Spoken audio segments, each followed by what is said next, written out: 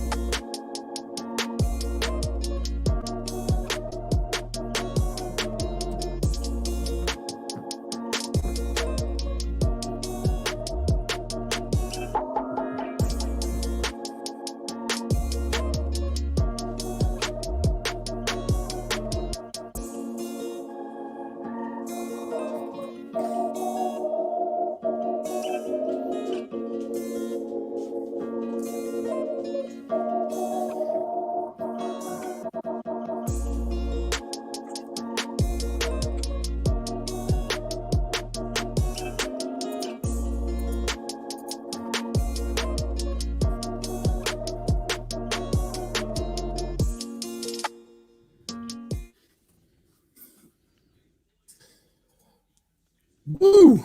New feature.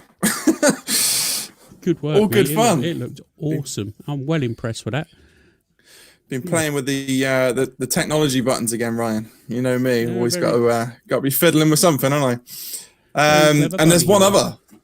There's one other that we didn't get put in there, Ryan, and that was your finally, after I reckon a little bit of prompting from last week, your lamb onion bhaji burger.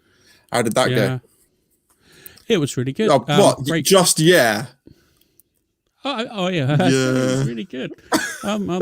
So, I don't want to pick myself up too much, but it was fantastic. I'm not going to lie. I made the onion bhajis. I managed to stink the kitchen out, which weren't too good. I forgot to tell you it does that. Yeah, I put my work coat on because I left it on the kitchen table, and I was like, "The fuck's it?" It's been through the wash twice and it still fucking stinks. Nice. So, yeah. Certainly looked good, though, mate. Yeah, it was well tasty. Really, really good. You threw in a little bit of a twist, didn't you? You did a mango mayo with it as well. Yeah, I made a sriracha mango mayo. Really, again, that was really tasty. A couple of tablespoons of mango chutney, 3 tablespoons of sriracha, 2 tablespoons of mayonnaise. Give it all a bit of a mix up. If it's not spicy enough for you, add a bit more sriracha or a bit more hot sauce. You know that this should be like one of your first YouTube shorts. One of my first. I've done loads of YouTube shorts. You know what I mean, as in like the mango mayo just as a short. Yeah, I suppose could do. That'd go well. Yeah. Right. Yeah, so this week's going to be a little bit different. So we've got Phil from Brew Shack BBQ, the host of the Meetup podcast and owner of Subwoofer, on the show this week. What we're going to do is a bit of a twist. So first half we're going to talk. We're going to do the questioning. Second half, Phil's going to take over, and he's going to throw questions our way. The show will go out, podcast form will go out at the same time as Phil's will. So almost a simulcast type thing that we're going to go for. So let's do this and bring Phil in. 1 second.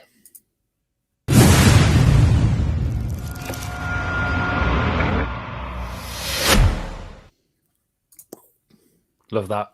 Hey Phil, how you doing? I tell you what, I've been messing around with all manners of technology today to try and get this working on point, and I think we kind of got there. There's a few teething issues, but what an entry that is. I like it, mate. That's spot on. I mean, I'm going to say I'm kind of envious of where you got that created, so I might hit you up afterwards and find out where you got it done. Shout out Bachelor Media, my old mate Daz. I didn't pay for it or anything. Not that everyone else is going to be so lucky, but I didn't pay for it because of course not, he's an old friend. He was actually in my first ever band that I was in, and we've been friends ever since. And he wanted to have a little bit of a dive into the food world, so he helped me out and make some content and some videos and stuff. So yeah, really nice. Cool. Spot on. We'll touch on some of your music stuff later on, I reckon. Then. Maybe. Definitely. What are you drinking tonight then, mate? So I am drinking Brugzop Brown, or Bruin, if you're going to give it the proper Belgian slant. 7.5%. It's a double version of the standard Brugzop, but with essentially loads more malt. So you're talking probably six different types of malt. Gives it a really kind of complex sort of toffee, cinder toffee, multi loveliness. It's wonderful. Big fan of Brugzop. I did a brewery tour there not too long ago, and well, actually, I say that it's bloody ages ago now because I've been locked in my house for a year. Yeah, so it feels like yesterday. I guess for the people that may not potentially know about your podcast, we'll give them a little bit of an insight that you're a bit of a beer head as well as a barbecue foodie.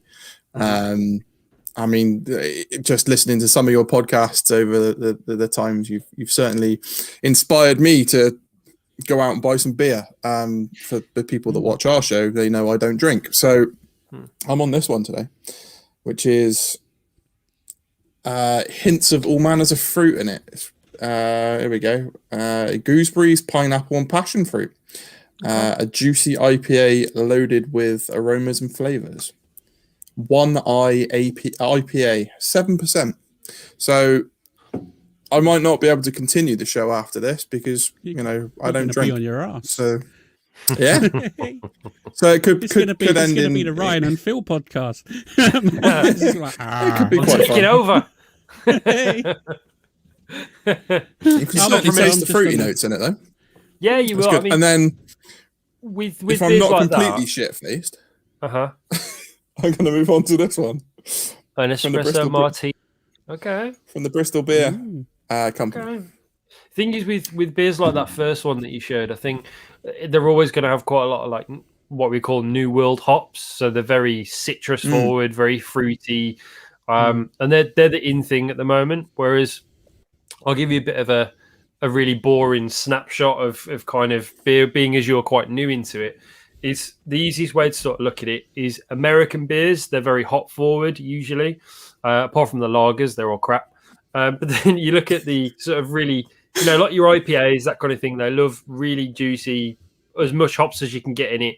That's why your American IPAs, your NEPAs, that kind of stuff. Then when you get to Europe, you've got England that's very malty. Traditional English beer is very malty. Usually it's some kind of shade of amber, or for want of a better less sexy marketing term, brown. And then you move to sort of mainland Europe and it becomes more about the yeast. So Belgium's all about the yeast, and that's what I like about it. It sounds a bit weird saying I'm a big fan of yeast, but I guess I am. Sounds all right to me, I travel to Belgium, or used to travel to Belgium regularly for work. And I love it over there because you go into like one of their many sort of bars and they don't just have sort of a selection of 5-6 ales. You go into one of them right in the center of Belgium and they've got over 2,000 ready to go, and you're just like, surprise me. And they just throw whatever, or you do what you normally do with the boss and say, well, let's go for the strongest one. And he goes, I'm not sure about that. Out comes like a 19% triple, and you're like, oh dear. The stuff is tasty but very strong. The one that you said has got a couple of thousand beers, was that Delirium Cafe by any chance? Very much so. That's my mecca. That yeah. Is it? Of course you have. It's such a cool place to go. I'm going off on a bit of a tangent, but right. I did a business trip over there, but I arrived at 6 o'clock in the morning. The conference didn't start until the next day. Officially didn't start until the next day. So I did a whole sort of walk around Belgium tour. Did the brewery in the centre of Brussels, and then went into the cafe. And because it was on work time, I didn't. And I honestly, I didn't drink anything. I just went in there just because it was part of the walking tour, and it was just awesome. Well, I'll show you one to go back to. That is the Delirium Elephant tattooed on my arm. There it is. Yes. Awesome. Did you have it done there? Or did you have it done when you came back? No, this is my mate's handiwork. Gethin Tattoo. He's now based in Liverpool. Unfortunately, he's moved away, but I will travel to Liverpool when I'm allowed to get my tattoos done now because he's a genius. But yeah, I remember his reaction. I was like, I really want the Delirium Elephant. He was like, sweet, come in tomorrow. Bang, did it, done. On it. Nice one. There's a little guide as well for you, for anyone listening that wants to go to Belgium. The only French that you need, because people overthink it and try and learn Flemish, it's really hard. The only French you need is to go into pretty much any bar in the centre of Brussels, and let's just say it's you and your partner. You go, bonjour, table pour deux, s'il vous plaît, Delirium Tremont and deux, and moulin frites, s'il vous plaît. There you go. You're getting mussels, you're getting chips, you're getting Delirium and a table for two. Done. You don't need to know any more French. You don't need to know any French when you go over there. Or Dutch.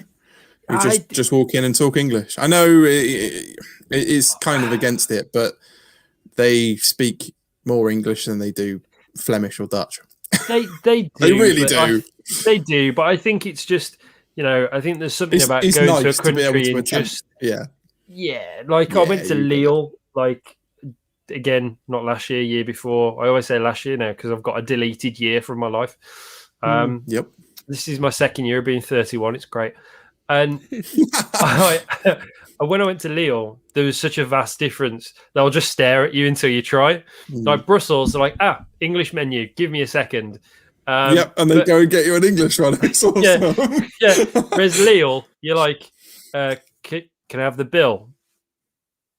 And they'll just sort of move their head as if to go, no, try. You go, l'addition, s'il vous plaît.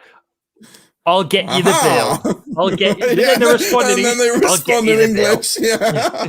Yes, they do. Excellent. Well, at least I'm not the only person that thought that when I went over there. Have you? Did you notice anything about the, for want of a better terminology, the homeless people begging for money, etc.? In Lille, one thing I found fascinating was they were multilingual. I've never known anything like it. It's honestly, like a big issue seller, but that says it in all different languages. Like legit. So I'm eating because they've got a grand place in Lille. So me and the other half, we're sitting down, we're having, croque monsieur, giving it all the French lark. And then you've got a woman that comes in and she asks someone behind me in French, can I have some money? My French isn't as good to know what that was. But then he was like, oh no, I'm Spanish, Espanol. She responded in perfect Spanish. No way. Yeah. And then she came over to me going, little money. I was like, no. And then it's just mad. Like she literally changed languages based on who she was. And do you know what? I actually thought, I might give her something here because that's like commitment. She's got better linguistic skills than I have. Like, it's mad. Yeah. To be honest, I didn't notice any homeless people in Brussels while I was wandering around. Did like 16 odd kilometers on this bloody walking tour. They don't tell you that. Bad. Just in case you do go over there and you go, oh, I'm going to do a walking tour. Make sure you got some comfortable shoes, like I didn't, because they make you walk fucking miles. There you. That's you didn't walk to the Atomium. No. Thankfully, I wanted to go. That's one to do, but no, we did like all the way around all the centre of Brussels, and I was just like, surely there's not that much more to go, and they were just wandering and talking and carrying. I was like, I'm done now. I'm fat. This, I can't keep up with it. Just waddling around part of the room. Anyway, we digress. Yeah. No, I was just reading through the chat while you were chatting away. No, I was saying, like, have you ever been to Brussels? You ever experienced it? No, I've never been to Brussels actually. I've only ever been over to Amsterdam for see the Diamond Museum and participate in looking at the flowers and stuff. Some recreational stuff. Yeah, tulips and things. Fair enough. Yeah, there's lots of really nice art museums and breweries and stuff to tour around in Amsterdam, and it was really good. Never been to Belgium. Different coloured windows and things like that. Yeah. Oh, I did go to the red light district, but that's probably a story for the pub club, to be honest. I think you're right. It's probably not the most podcast. definitely one. Yeah, I'm all ears, guys. Come on. So, Phil, tell us a little bit about yourself. How long have you been cooking over flames, and how long have you been going for? I reckon I've been properly dedicated to live fire cooking for probably the last 5 years, maybe 6 if you count the deleted year in between, which ironically has probably been my most intense year doing it. It's really, I was going to say, surely that one's like the most poignant one is 2020. Yeah. It's really helped me sort of fine tune what I was doing and take it a bit more seriously. I started off being casual on an 80 quid offset from the range that was, let's be honest, bollocks. And I was in there today actually because it's sort of not really.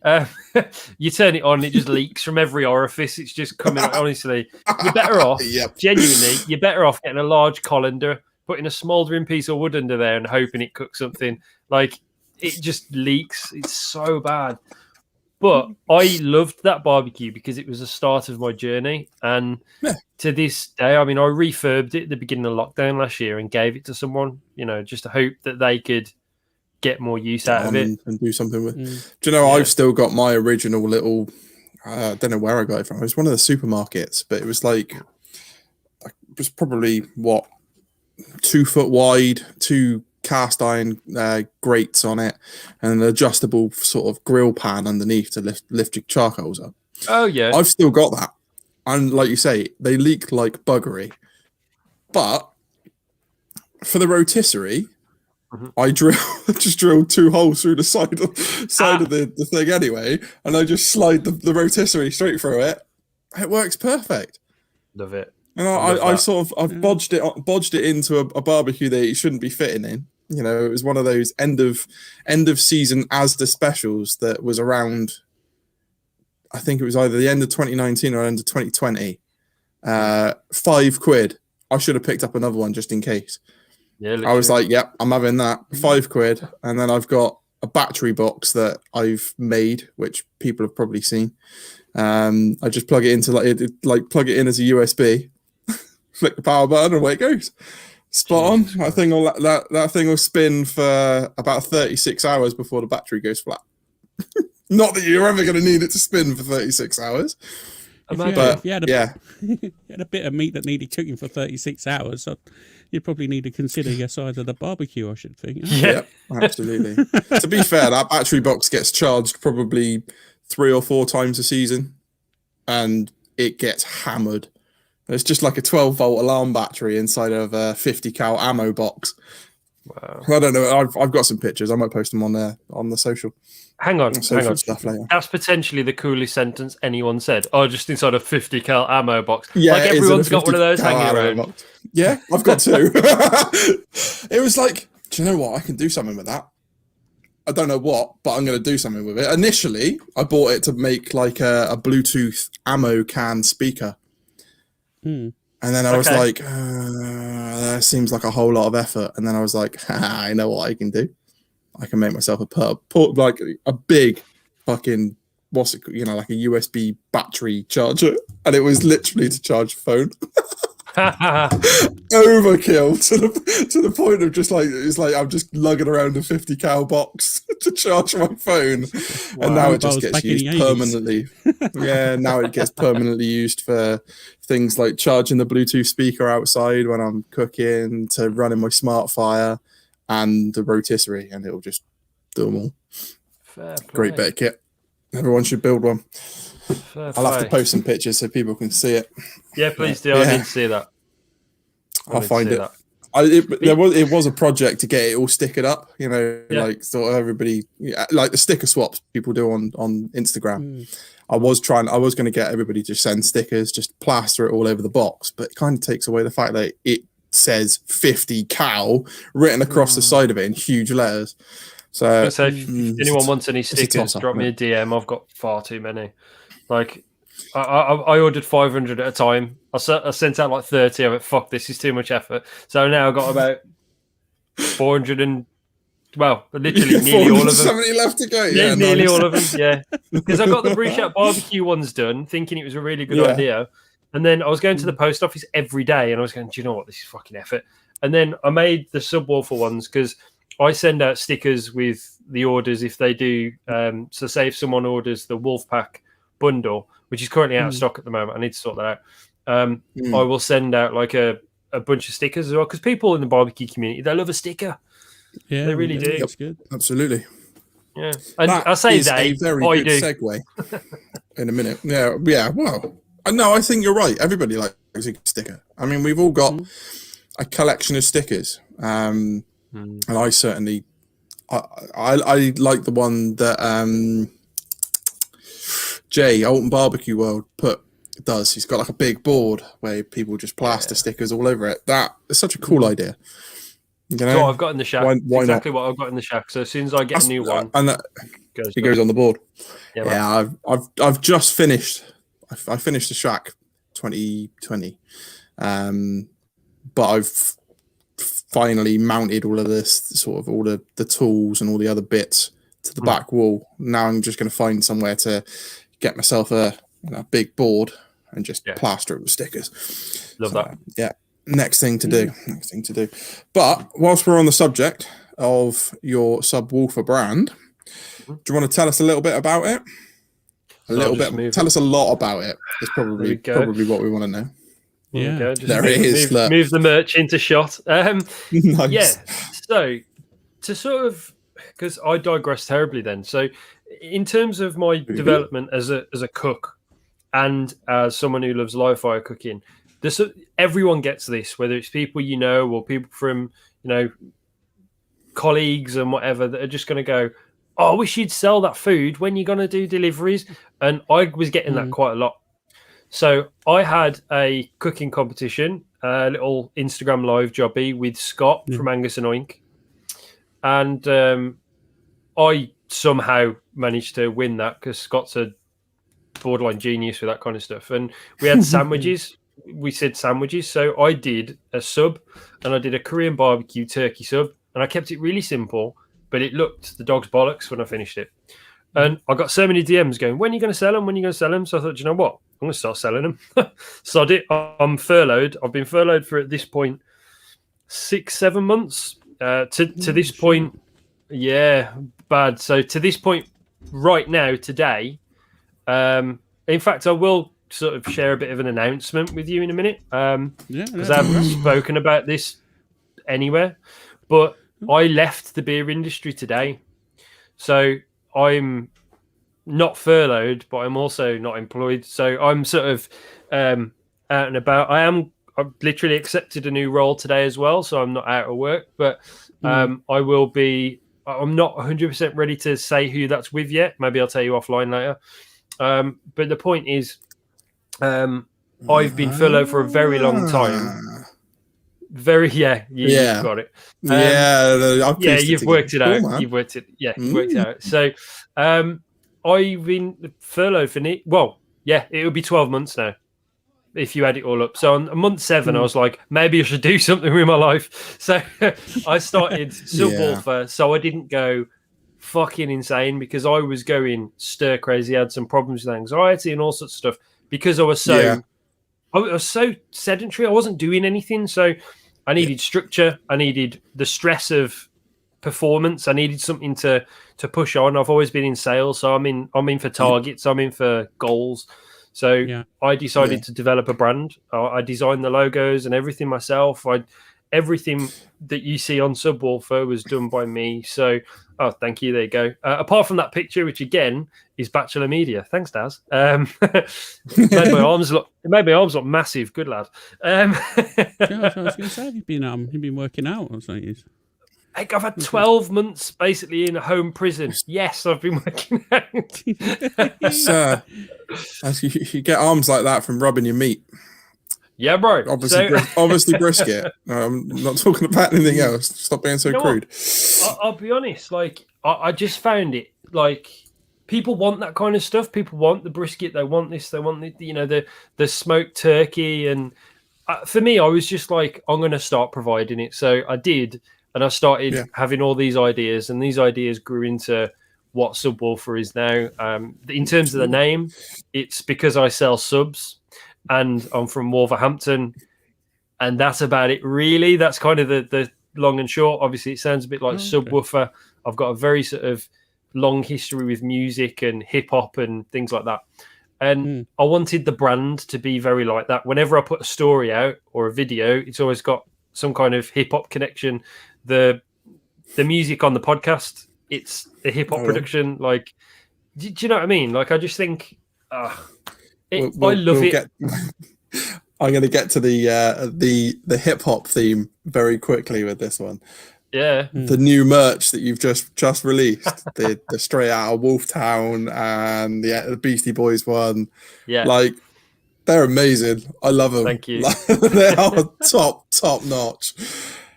So, is that sort of your roots in music, or is that what sort of made you go down the roots of old school hip hop? Just very passionate about it. I think it's one of the best, most diverse sections of genres of music that there is. I think the way that has developed into some of the modern hip hop now, and it's split off into like countless amounts of different directions. I think it's quite amazing. And then how that blends with rock, and because I started out as a rock kid, like I started out playing bass guitar, which I mean I've still got one over there. I love all music, like my favorite band was Rage Against the Machine, and that kind of put me into the hip hop sort of sphere. And then it just broadened my horizons, and now I'm a massive hip hop head. And when I'm cooking, it's hip hop that's on usually, it's my jam. I don't blame you. Hip hop is probably right up there for me. Not sure it's much to my neighbour's taste, but secretly, who gives a fuck? You keep them quiet by throwing a couple of chicken wings over the fence. Shh, be quiet. You Depends get fed. if the chicken wings were pre-notified or you're just lobbing them at the dog.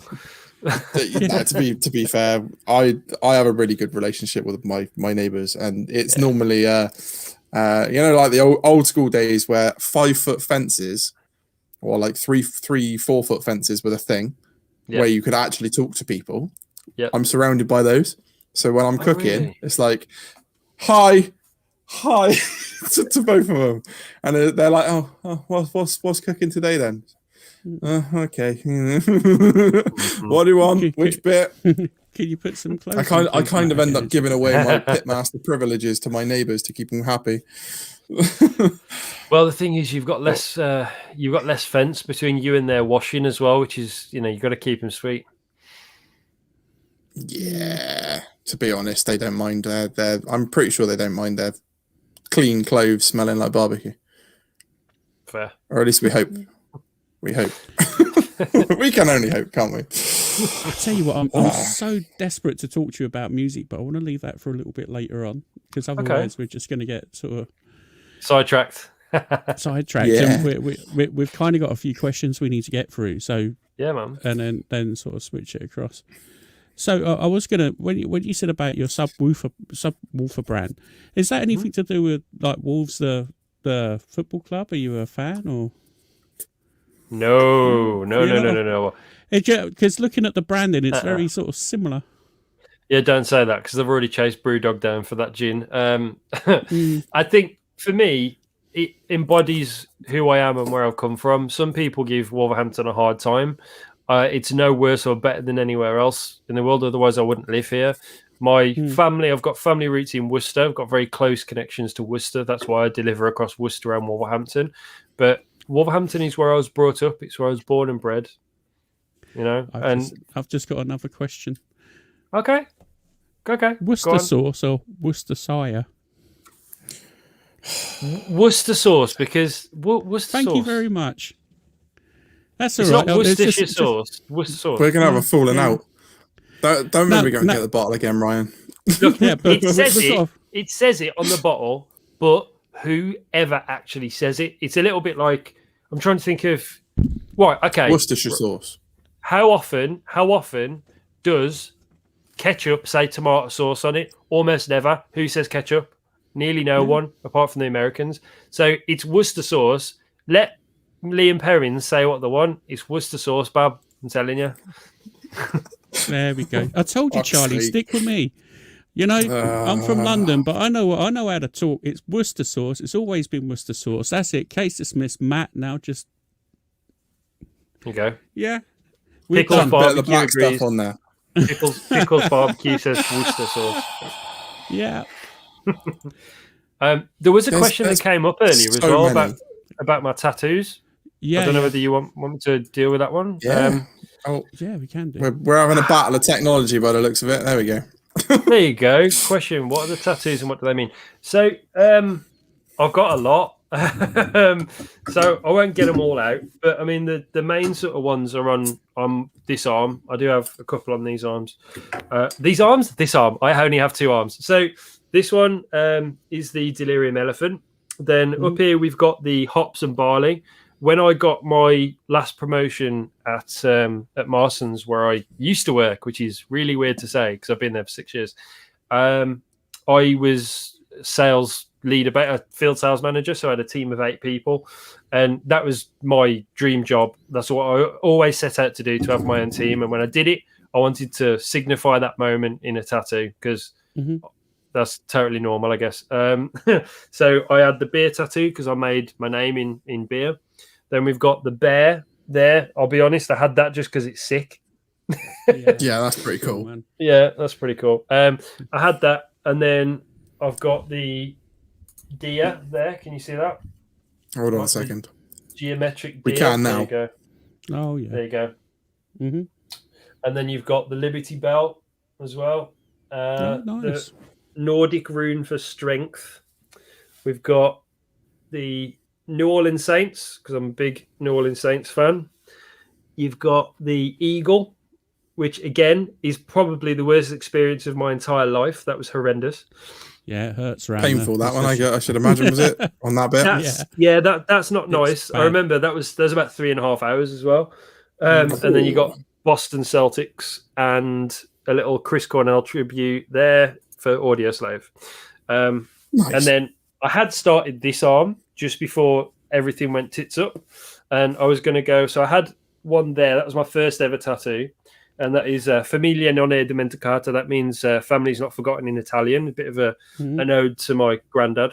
And then you've got the, I don't know whether you can see that, the Athenian owl there, because this whole arm was going to be Greek mythology in colour rather than black and white like my other arm. But then obviously you can't get tattooed anymore.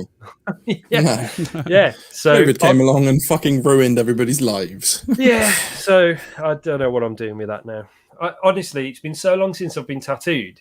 It gets to a point where you're like, ugh, don't want to sit through that for like, ugh. And it's not even the tattooing that bothers me. What bothers me is the 2 or 3, 4 weeks afterwards, where it's uncomfortable to have a shower and you have to have a bath with your arm in the air. Do you know what I mean? Like they're the bits that really irritate me. Exactly. This is the wife of as well. You sort of print the bed sheet sometimes if you don't put the stuff on. Yeah. See, it was a. Yeah. Mate, you're so right. You're so right. This one, the owl, because that's my latest one. I had to actually wrap that at night because the amount of colour and stuff that was coming out onto the bed, like I nearly had to sleep in the shed. Yeah. In the shed. Yeah, you love your barbecue so much. Fucking sleep with them. Mate, like the Kamado, sleep near that. You sound nice. Just curl around the Kamado. And man. Like a sauna, man. You'd be sweating. You know it. There you go. Awesome. I've just cracked open the espresso martini. Here we go. That is special. Famous I last like words. that. To be fair, so was the other one. I think you've started something, Phil. It's not not a good thing. I don't drink, so I reckon that crate of 8 that turned up this morning is going to turn into an empty crate in the bin by the end of the night. Man, you're going to make it to the pub club tonight. Oh, yeah. I'm not. You're going to be flying. I'm going to take you round to the early hours of the morning. And you are not taking me to the early hours of your pub club shenanigans. It's too much. Do it. I like my beauty sleep. You know, I'm ugly enough as it is. I need as much sleep as I can get. Try sleeping when the room's spinning, son. Yeah. Also, something I hate doing. Love it. So we briefly touched on your sub kits. Where did the idea come from for those? It was that competition with Scott, and as soon as people were like, I want to buy that, I thought I'm going to actually sell this exact sub. So I did a run of sub kits under Brew Shack BBQ, and they went really well. Sold out within literally 3 hours of putting them up. I think I said I'd do 10. I think I ended up doing about 20, and I've done 20 ever since because it's a manageable number doing it from home. Since I've had kitchen sign off now, but I was doing it at my auntie's sort of pre-signed off kitchen because she's got a Meals on Wheels service. So that was handy because then I could go around and assemble everything around there and do it legally. But yeah, and obviously I did have a little play with the rubs during lockdown as well. I had Coven Spice Co, which was literally because I live in a village called Coven, and everyone reads it as Coven though, which is I'd got people messaging me going, I've joined the Coven, I've ordered one. I'm like, that's not what it says. It's not what it says. Come around the cauldron, my dear. Yeah, that's what I'm saying. Witch's brew, first source. Yeah, exactly. Spooky, good for. Yeah, but it was more of the problem is with it was too small scale. So round here, it was great. You got people in the village loving it because they're like, "Whoa, it's from Coven, that's cool." But it's like, mate, it's paprika. It's definitely not from Coven. But then, do you know what I'm saying? There's local, and then there's put together locally. That's what that was. So that's more and I really enjoyed that. It went well. I did. I called it Mardi Gras Cajun, and it went okay. But I always find Cajun. There's so many people that do a version of Cajun now. It's a bit run of the mill. So I wanted to do some things that were slightly different. I went back to work in August for a month and a bit, and then got furloughed again when they shut the pubs again. And then I thought, you know what? Let's bring it back into the Subwoofer side of things. I can use it as a sub brand. Nice. You like that, yeah. So use it as a sub brand, and Subwoofer as a kind of little sidearm turned up as well because it sounds sister brand. Exactly that. And the sources obviously from Dan at Urban Streetery have just kind of exploded. So they're nicely, yeah, man. And those, I mean, if people haven't seen the sources and the rubs on the website already, go over and have a look. Subwoofer.co.uk. Yep. But they look. I mean, some of those look spot on. Some of them, they all look spot on. I was going to say, which ones don't? Yeah, no. Let's be honest. They do look spot on. Okay. I mean, that's our new one. Oh, Yeah, see, I mean, even the artwork on the bottle, it's like The branding is superb, isn't it? It's really good. Thank you. Put it up It's on like the big these- screen so everyone can. it's like these, you know, like you pick them up because they're all pretty. Hold on, I'll make you bigger.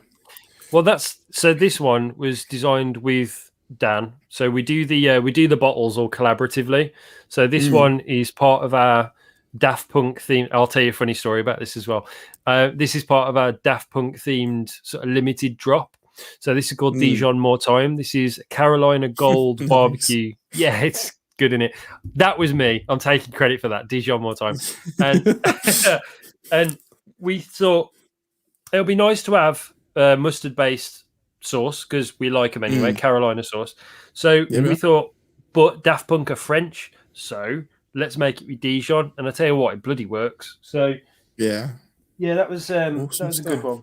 But I'll tell you a funny story. We actually were planning this about 2 months ago, and we just ordered all the labels, and then Daft Punk announced they were fucking splitting up. So we were like, Inconsiderate bastards. well, it works two ways because I thought initially when I thought, do you know what? For God's sake, we've been working on this for months. Then I thought, well, actually, people who don't really think about Daft Punk, all of a sudden, they're in the news again. This is really going to help us, which it has. Yeah, So, right. definitely. it went from You know what a parody to a tribute overnight. It's good, isn't it, that? You know what they say? Any publicity is good publicity. So Yeah. Have you had any sort of regardless repeat of if orders, it's good or bad. I'll have that one more time or anything like that. Oh! Pop. Oh dear. Mate, do you know what? Fucking hands up. That was good. Yeah. Spot on. Yeah, with the slick people now, mate. That's what I'm saying. It's just only it's still early. So yeah, your branding and stuff like that on your rubs and sauces. What kind of R&D do you put into putting them together? I was just kind of wondering as we touched on that subject. Is it just a case of you're sitting there tinkering around, or have you got a specific idea in mind once you sort of started it? Because you obviously said with the Dijon and like the Daft Punk theme, like, do you have a particular idea as you're heading down in that route, or is it just literally that's what we're going to do? It's a really good question and one that I've never been asked before.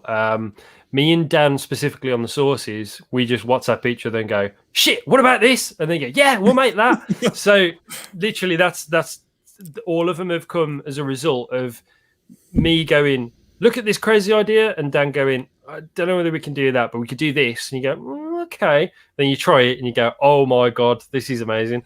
So, like for example, Lobo was one that I added at the very end. I'd already basically sorted prices and everything out with Dan to do pineapple punch and the El Diablo. And I went, fruit barbecue sauce. And he's like, blackberry. It's like, yeah, good. There you go. Just make that. So then the samples arrived and mate, like out of this world. He's a talented young man, our Daniel. And he provided me with something that I didn't have to send back and go, can we do this? Can we do this with it? Can we tweak that? They were perfect. He'd already tweaked it to the point where it was just, let's perfect. put that shit on the shelves. They were perfect. Spot on. With the rubs, it's more of a case of what do I like eating and what's not really on offer everywhere else. Like even our Mexican rub, but everyone's got a Mexican rub, you know. Yeah. But no one's got a Mexican rub with Eartha Biber and Ancho together. So that was something that I really wanted to do. Ancho is very common now. You've always got Ancho in any like bloody, you know, kits and all sorts. Next to fucking everything, isn't it, Ancho? Yeah, pretty much. Because it's a good option. Yeah. But with Eartha Biber, it is a more complex chili flake. So it's got a very deep, earthy, almost chocolatey kind of tone. And if you low and slow it turns into a luscious, rich kind of. It's amazing. It's one of my favorite. And when you open the bag, because a lot of people won't actually get this punchiness from it, but in its raw state, when you open the bag to mix the spices, it smells like mince pies, like dried fruit. Wow. Really? Yeah. It smells literally. It smells like mincemeat almost. Like it's It's Weird. bang on. Or like say like raisins and the raisins Yeah. it's It's got that kind of aroma to it. yeah, for sure. But then when you mix it, Nice. obviously that dissipates a little bit, and when you cook it, it completely changes its molecular sort of makeup to be a completely different thing. But when you open it like that and you get that boom raisins, you're like, fuck, like it's quite nice. It's a very interesting chili. Kraken's definitely. I mean, Kraken is the one that I've actually sold out of now. I need to order some more next week. Is that right? Yeah, and that's been very successful. But I also make smaller batches of that because it's really fucking expensive to make. But Is it? yeah, it is because it's got a lot of. It's like red jalapeno flakes don't sound like they'd be expensive until you're buying them. But they are in the in quantity that you need to make a difference. Yeah, that and like it's the only recipe that I make with sugar in it as well. Right. Nothing else has got sugar in. So that does kind of make a difference as well by weight and things like that. And then you've got to try and avoid putting too much sugar in where it bonds everything together because you're going to get a lot of sticking and there's so much to take into consideration. I reckon it took me about 3 months to get it to where I was happy with, really. You know? Yeah. No, fair enough. Pickles has got a really good question there. He wants to know how you go from zero to coming up with your own sauce and getting it bottled and sold. Best thing to do is have a friend that's been doing it for ages and then go, Dan, make me that. But there we go. For me, it was that easy. And again, I know I've name dropped Dan at Urban Streetery a few times today, but I couldn't have done that without him. When I first started, and this is the interesting story about Lobo, actually, is that when I came up with that name, that was around about the time I did Cove and Spice Go. So you're probably talking about June, July last year. And Lobo itself has got a really interesting story. So in the 1800s, there was I won't say like names and things like that because A, I can't remember them, and B, it won't matter anyway. So basically, there was. I loved all that sort of stuff. So please do. So basically, there was a famous story called Lobo the Lone Wolf. Okay, so it was an aggressive. It was an aggressor towards people's livestock. So, and it really was causing some problems. And Lobo was leading this pack that was decimated livestock supply in sort of like Southern America. So they sent this tracker after Lobo. And again, Wolverhampton with the wolf theme, it has to carry on with a, you know. And basically what they did was tried to trap Lobo, but every time they tried to set a trap, the bait would go, or he'd set the trap off with a stick. Like it was literally, this is a true story.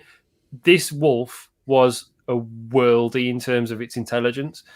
And what they eventually did was they didn't get to Lobo. They couldn't catch him. What they did do was trap and killed his mate. And as a result, he basically gave himself up. So they had his partner in there. It's a quite sad story, but like it's unbelievable. That sounds amazingly sad. Yeah, they trapped him by breaking his heart. Yeah, pretty much. And he just let himself get caught in the end. And then they didn't actually kill him. They left him, and he essentially died of a broken heart. But as a conservation message, the guy that, and again, I can't remember the hunter's name. I do apologize. I'll send you the link to the story later. Basically, he came away from it with a completely different respect for animals afterwards and stopped hunting and turned into more of a conservationist and really started to look after the wildlife rather than just being paid to murder it. And I think there was something quite amazing about that story about, you know, talking about the intelligence and emotional complexity of animals and things like that. And plus Lobo was a fucking badass. Like, you know, he was literally going, ha, bear trap, yoink, see ya. Fuck you. Yeah. So there's something quite, you know, that kind of rebellious strength that that a wolf showed to the arrogant, let's be honest, the arrogant human. I've always really liked that. And for me, I was going to call the sauce and rub business Lobo. That's what I was going to call it back in the day. I won't say back in the day, I mean like last year. And I was going to have a sauce called Polar Bear, which was so going back to Pickle Barbecue's question, I was going to make a sauce called Polar Bear. It was going to be an Alabama white sauce. Pickles loves the Alabama white sauce. That's really tied in well. He's big on that. So there you go, Charlie. Alabama white sauce. We probably will actually do one at some point as well. So watch your space with a twist, as always. So I looked into it, and the first thing you need to look at is getting your kitchen signed off to be able to sell something like that. Licensing is always a bit of an issue in terms of branding. Obviously, if you want detailed information, give me a DM and I can help you with it. But the biggest thing you need to look for is nutritional information and allergens, because if you haven't got that listed, and so I mean, look at what happened to that girl at Pret. Like, if someone gets a trace of something they can't have, you are not gonna, you got to look at public liability insurance and all sorts of stuff. So absolutely, it's it can be quite difficult. And then there's other things like sourcing the bottles, which is pretty easy. We use a company called Ampula, and you can just order them in bulk, or you can order 2. It's ideal. Nice. So, yeah. So, there Scale are all the way choices out out from there. nothing to everything, which is good. Exactly. So if you're making it at home and you just want to make it as a gift for your friends, crack on. Just make sure that you know what people can ingest. Usually, I'd advise not making a peanut sauce, just because as much as I love satay, like it's literally it's like arsenic to some people. It's just like you got to be careful with so that. you wouldn't recommend a naga satay sauce then for anyone? I mean, I would. But also, I'd also get them to fill out a fucking like a bloody waiver. I'd be like, right, tell me that you're A, not bothered about heat, and B, not going to die the minute you sniff a bloody nice. You know what I mean? Yeah, that's it. Yeah, I fully accept that. A, I'm going to shit my guts out, and it's going to burn. And I'm not going to die from peanut allergies. Yeah, as long as you're not one of those people that when someone opens a pack of KP, you're going to be like Deacon Frost at the end of Blade at the other side of the plane. You're like, oh no, I got a whiff of a peanut. Yeah. You know what I mean? Yeah, exactly like that. So yeah, no peanuts in our stuff. And no sugar as well, which also makes it keto friendly, I should imagine. Yeah, but I will say I am going to start putting more salt and sugar in our recipes. And do you know why? Go on. It's delicious. Tastes nicer. Yeah, I was going to say, it tastes nicer. Everyone adds salt anyway. What's the point in me not adding it? Do you know what I mean? Like, I've tried to keep low salt. I'll keep it low sugar because, again, for me, it doesn't always need it. Like pizza wings, for example, it doesn't need sugar. You've got dehydrated tomato powder in there. It's got a lot of natural sweetness to it. Yeah. Whereas salt-wise, it does need a little bit of salt sometimes, and you can keep it low to no salt. But like if you're eating the type of food you're going to be cooking with this stuff, like just if you're really not bothered about sugar and salt, have Weetabix. It's not. Do you know what I mean?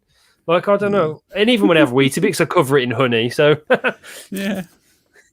Nice. Pickles has just said MSG is good too, despite the controversy. Mate, MSG, there's nothing wrong with MSG. I'm telling you, I've done my own research. It's all, and I won't get into it, but it's all politics why people were demonizing MSG. MSG, legit, delicious, and it does nothing to you. Tubby Tom's, I've got no problem me shouting out other people. Tubby Tom's has got their, what's it called? Dragon salt. And it's got activated charcoal and MSG in it. And it is the bollocks. So good. All right. I'm going to have to get some. That sounds spot on. Yeah, it's really good. Yeah. I mean, the Asian community use MSG all the time. There can't be anything wrong with it. And got one of the most... Their food tastes fucking amazing. Exactly. And they've got one of the oldest, like 80 and above demographics. So... Yeah. Nothing wrong with MSG. Very, very, very true. So, that's it. We sort of got on to your... Let's talk about your podcast a little bit now, the meetup. Oh, yeah. Forgot about that. Sort of bring it around a little bit.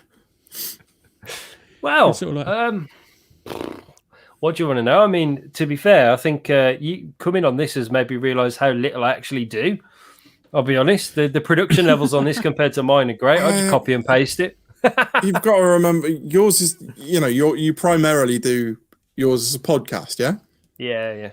So ours is a podcast, a live show on a Friday as well. So we have to throw in some visuals, otherwise people just get bored. Fair comment. But yeah, I mean, I listened to yours. So I said to you the other day when we were talking offline, some of the ideas and some of the things you throw into yours have me jumping up and down like fucking screaming at the radio, at the speaker. Like I said the quiz the other day. The name evade me. Who did you have on and you did the quiz? Well, that was I Edge, should wasn't know it? this. It was Kev Edge. No, it was he lives in Ireland. Again, previously lived in Netherlands. Oh, Jurgen. That's it, Jurgen. Yeah, I was jumping up and down, screaming, "It's a fucking Kimonon!" at the top of my lungs in my garden. But it's just like little things that I would never have ever thought of, like throwing in a quiz into a podcast that engages the audience so much. Yep. It's just awesome. I'm both Ryan and I listen to podcasts for inspiration, and yours has given us a huge like I want to do something like a quiz, but I blatantly don't want to steal it. do you know what I mean? It's just like, well, it's one of those things that I respect it. It is a quality idea, and you should keep doing it. Thank you. I mean, there are some where the conversation doesn't really lend itself as well to that. Like that conversation with Marcus that I had last week was so good. We didn't have time. I wanted to get so much information out of him. I got to an hour and I was like, I've run out of time here. And equally, like, I didn't want to waste time with someone so influential to me by just going, like, what type of naan's got lamb in it? Like, it's just like, it's a waste of Marcus's time with me, in my opinion, I think Marcus would have enjoyed that. I mean, we've had Marcus on. We've had Marcus on twice. Third time coming up with the release of his new book, Skewered. Yeah. That's a little bit of a drop for him. We're going to have him on again. But he's such a down to earth guy. He's you can approach him with anything, and I've had hours and hours of conversation with Marcus just about nearly everything. He's an incredible guy. I love him to bits. And I said to him the other day that I would put him as the godfather of UK barbecue. 100%. I mean, if you were to say, like, who's the first person you can really think of that sort of kicked off the scene in the UK barbecue? Marcus, every day. Every day. He's a cracking lad. Just goes to show, I've been around the block a few times. I've been in, I remember Country Wood Smoke, but it was a little wee group with less than 3,000 people in it, Yeah, now look at it. I class Marcus as a friend. I can message him whenever I want. We've spoken on the phone numerous times, and he's a good guy. He's a really nice chap. I can't really say enough about him because he's a good lad. He's one of the he's a good person, and it's as simple as that. He good was people in deserve earlier. good stuff. I saw him pop in. He's probably going to be going to bed, getting up early for something or other, I should imagine. But, when I say that, I just want to clear that up. Like, I'm not saying that he wouldn't have enjoyed it. It's more of a case I was so grateful for that time with him that I had so much to talk about. I was like, but I can't fit it in. Like, you didn't have enough time to talk. Yeah, I know what you were saying. Yeah, I kind of that was my fault side railing it. He's a good guy. There's no two ways about 100%. it. Would you like a bit of an exclusive? Come on then, let's have your exclusive. Yeah, go on then. Let's hear all about it, Phil. Tough shit. No, I'm joking. Sorry. Bugger. No, I'm joking. You've had some cracking guests on. How long have you been? So I'll tell you. So in terms of the people I've got in the pipeline, I don't usually do this just in case they don't come off. Never ever say anything. As a fellow podcaster, look, it is what it is. Shit. I've got things sort of lined up in terms of specific times next week, and hopefully, providing that I've had one that I need to reschedule, but I've got some interesting stuff coming up. The specifically the one on Monday, which I recorded yesterday, is really really important to me. And I'll be honest, it's a catch up with a mate. Right, but it's a catch up with a mate that has got a very important message, and I've got the bottle here actually. So I'm a big fan of Skinner's Brewery in Cornwall. If anyone's ever been down to Cornwall, you're going to know what Skinner's are. Skinner's were in a bit of trouble, man. Like throughout all this, they're a small independent brewery, and they needed some help. So what they did was they started a crowdfunder, and they are crowdfunding to help keep the brewery afloat until the pubs are properly open. So if you go to the Skinner's website, just Google Skinner's and have a look at, or Google Skinner's crowdfunder, you'll be able to donate to Skinner's, and there are loads of different benefits, including being able to go to the the event named Piss Up in a Brewery. Nice. Like it. Which is amazing. Has that been organised yet? Or that's going to be in June. Okay, so it has been organised then. That's good. By the way, as I said that, I was like, shit, that's gone straight over my head on it. Sorry. Would this be the crowdfunding that we're talking about? That is the one, yeah. So their target was 100,000. They hit that, I believe Stu said they hit that in 4 days. But wow. The thing is, they are a much loved brewery, and I want them to stay around forever. So now it has become a bit of a stretch target to build the outdoor space that you can see there on the website. So they want to be the only riverside bar, because there isn't one, in Truro. Right. And they can do that from the brewery, and that'll support the brewery from day dot, and it'll enable them to communicate with the public in a different way and serve proper beer outside of, brewery tours and stuff. So my mate Stu came on. Obviously, we're both beer veterans, and seasoned, I'd say. Yeah, I like that. Seasoned professionals. And we spent 2 hours, and I hadn't seen him for a long time. And a lot of the podcast ended up being me and Stu just catching up and talking about anything other than what we actually planned to, which was quite nice, if I'm honest, because we just don't get opportunities to catch up with our friends anymore, do we, at the moment? So no, absolutely not. I'm going to put it out in 2 different forms. I'm going to put out the part where we're talking about the crowdfunder, so it's just that message, and then I'll put the whole form out as well, because I'm concerned that people are like, almost, if they're not as engaged in me and Stu's chat, they might miss the important bit. So I am going to put it out as 2, I'll put out the crowdfunder as a bit of a snippet. But honestly, Skinner's as a brewery, as a culture around the brewery, it needs preserving. It really does. And if anyone can give 10, 20, whatever, I donated £100 to it. And to be fair, that was £100 well spent. I haven't picked a reward. I don't need one. Like, I just want them to stay around, because Porthleven is one of my favourite beers. And if I couldn't drink Porthleven anymore, that would be a very sad day, So yeah, absolutely. That's 68 people have donated £300 just for a year of beer, which is good. Honestly, there's some really, really good rewards on there. Especially if you're planning a trip down to Cornwall later in the year, So there's some really cool stuff on there. I mean, the £1,700 was a bit rich for my blood, but do you know what? There's people that have dropped it in, and that shows you how important this brewery is to some people. And well, there's 2 out of 5 that's dropped £2,800. It's mental. Like, and I say that in the best way. It's awesome. It's good that people are supporting local businesses, and some of these people might not even be local to Cornwall that are supporting it, like yourself. Look how far away I am. I'm like 6 hours in the car, Exactly. But it just proves 2 hours from me, and I'm like, that's yeah.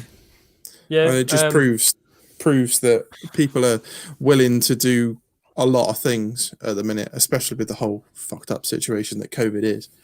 The thing is, we haven't been able to spend our money as well as we did, apart from the odd, I'm going to buy that Blu-ray because I haven't watched that film in 3 days, or do you know what I mean? Like, you just impulse buy something on Amazon, fine, but let's try and do some good. Like the amount, right? I've got a video coming soon. You could almost say, like buying a Cobra Kai tracksuit. Did you just out me? Do you want to see it? Yes, I do want to see it. Okay, hang on. Give me a minute. Come on, you've talked about it 3 times on your podcast now. This Cobra Kai. But for the people that haven't listened to your podcast, please tell them what I'm talking about. Right, so I'm filming a video literally right now. I'm sort of halfway through sorting it out. And this is why I'm talking about impulse buys, because now when I'm like, do something good with your money, I spent £60 on Wish and basically got fuck all back. So, so I spent £60 on Wish, and this is what I got. Is going to be the video, yeah. And I bought a plastic spiralizer, which doesn't work. Yes, of course it doesn't. Amazing.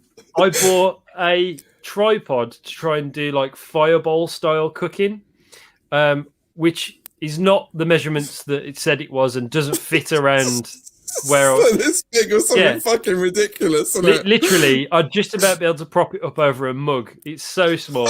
It's like a scaled down version of the real thing. It's so small. And because my plan was, I was going to try and show you how to do fireball cooking on a budget on the base of a smoky mountain. That was my plan. It doesn't fit around it. Mm-hmm. Amazing. It doesn't fit around it. So I ended up buying a bloody kadai.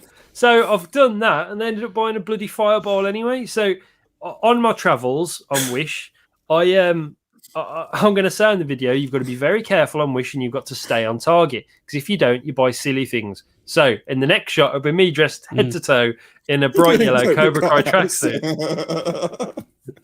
It's going to be awesome. Cool. Give me a sec. I'm going to go and fetch it.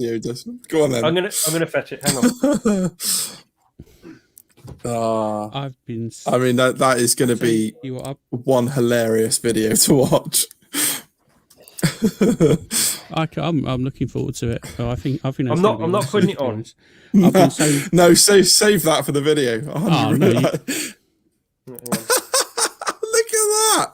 They're just the joggers. Awesome. I cannot tell you how flammable these are, mate. I was going to say, you don't want to go anywhere near a barbecue with those. Mate, I don't want to go near the radiator.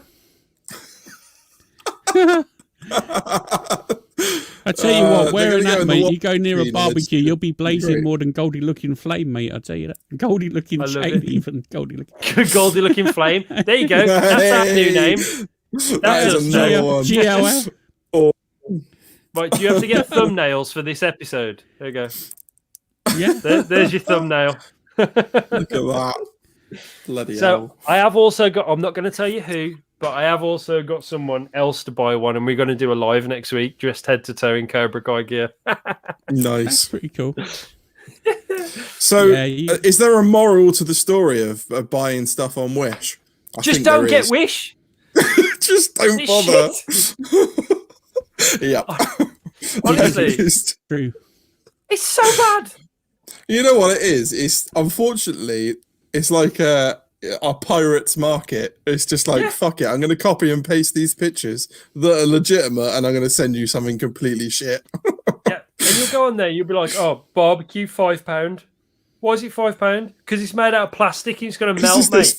Because it's this fucking big and it's designed for a doll's house. No, it'll be real. It'll turn up. It'll be the right size. It'll just be made out of Angel Delight, mate. That's your problem. Yeah, it'd be cast out. It'd be like a dinky one. Yeah. I tell you, it's funny you said about getting a. I was looking at getting a Kadai last weekend. I was like, and then I thought I haven't really got to put it. And then I thought if I do, I'm going to have to make a paved area down the bottom of the garden away from the balcony. So I've got I can't have it underneath the shelter. You know what? You know what you want to do, Ryan. The selling point for this is it's like something you can sit around with your wife and enjoy a drink. You know, it's not just a fireball for cooking over. I've got half a Weber kettle in the shed. All I can do is put a pair of legs on it and then off you go, innit? That's cheating. Basically a fire pit. You need it is, but I think you need a Kadai as well. Oh, it's a enamelled, highly engineered fire pit that's not going to go rusty ever. The Kadai's meant to go rusty though. That's part of they're meant to oxidise. Yeah. Yeah, I work in I engineering. mean, let's not throw around a highly engineered thing as well. I get you. I just think the aesthetic. If it's not stainless steel, it's not right. So I got the recycled Kadai, and when that goes rusty, it's gonna look good. It is going to look good. And yeah, I'm going to keep it oiled. I'm going to look after it. Like at the minute, it's in the shack rather than being out in the elements, just in case, because the wind and rain and stuff has been torrential recently, hasn't it? But like in the summer, like I can't wait to sit around that. And what size did you go for? 70. Okay, so that's a reasonably big size then. That's Yeah, I don't fuck about. That's one that you can double up as a bait, like like an outdoor bathtub. Yeah, I've got to admit though, when I went 70, there's a little voice in my head that went, "Oh, you're odd." Like as soon as yeah, absolutely. Well, I was 70, looking mate. at I was looking at like 51s and thinking, fucking hell, that's quite big. But 70 is like, That's what she 70, isn't it? Oi, oi. The 80 for me, the 80 is good if you cater in something. Like if you the 70s, like it's a sweet spot. Like I've only ever cooked for 2 people on there, and it's more than adequate. Because again, as long as you've got a tool to manage the charcoal and move it around, or because people overthink it as well and go, "What wood are you using?" I have used the Glow Baltic firewood, Glow Baltic plug. Yeah. Glow Baltic family. That's all I'm saying. Anything the that makes a flame. And the G-Fam. So yeah, you've got the Glow Baltic fire logs, which I'm doing a piece of content this weekend, which is literally, I'm not kidding you, I'm not going to tell you anything about it, but it's going to be wicked. Like to the point where I'm going to make something out of the wood. We're going to, do you know what? I'm going to tell you, sod it. It's going to be like wood turned into the shape of a tree, and then I'm going to burn it. Like honestly, it's going to be so sick. But those wood the birch logs are wicked, but just use charcoal in it. Everyone's going out there going, which type of wood shall I use? Just put good charcoal in a fireball, just as good, man. Just as good. The only problem is shutting it off. It's not easy. You got to wait for that thing to die. You can't. You can't shut it off. You can't. But that's the idea of you eat your dinner around it afterwards. Have a drink, chill out, and just sit around the fireball as it dies down. You can get a lid for it. You can get a lid for it. That just seems like you just got a really big Weber kettle. What happened? God. What did you have for dinner last night? Well, it got dark. Then Mummy got a bit tired because she had 2 bottles of Prosecco. Daddy fell asleep in his garden. And then we had some toast. Cooked over the cat eye. So there's part of me that bought the cad eye, because about 5 years ago at BBC Good Food Show, I bought something called a Diablo. Okay, and this thing is, in principle, really cool. In actual real life, it's the biggest load of bollocks I've ever bought. So I might as well have got it off Wish, guys. Really? Nice. It was a Wish buy, but before Wish existed. So it's good if you're going camping. Don't go camping because I've got a bad back. So it doesn't really gel, So I don't really go camping. But I bought it going, this should be really good if we go camping. When you convince yourself that you need something. And basically, it's a toasty maker. And it's like they make these little pods. They're like little pod toasties. And it's called the Diablo because the hinge goes up like a horn. I got one of them. I've just remembered I got one from the yeah. See, we've all done it. They're shit. It's dog shit, man. They're absolutely shit.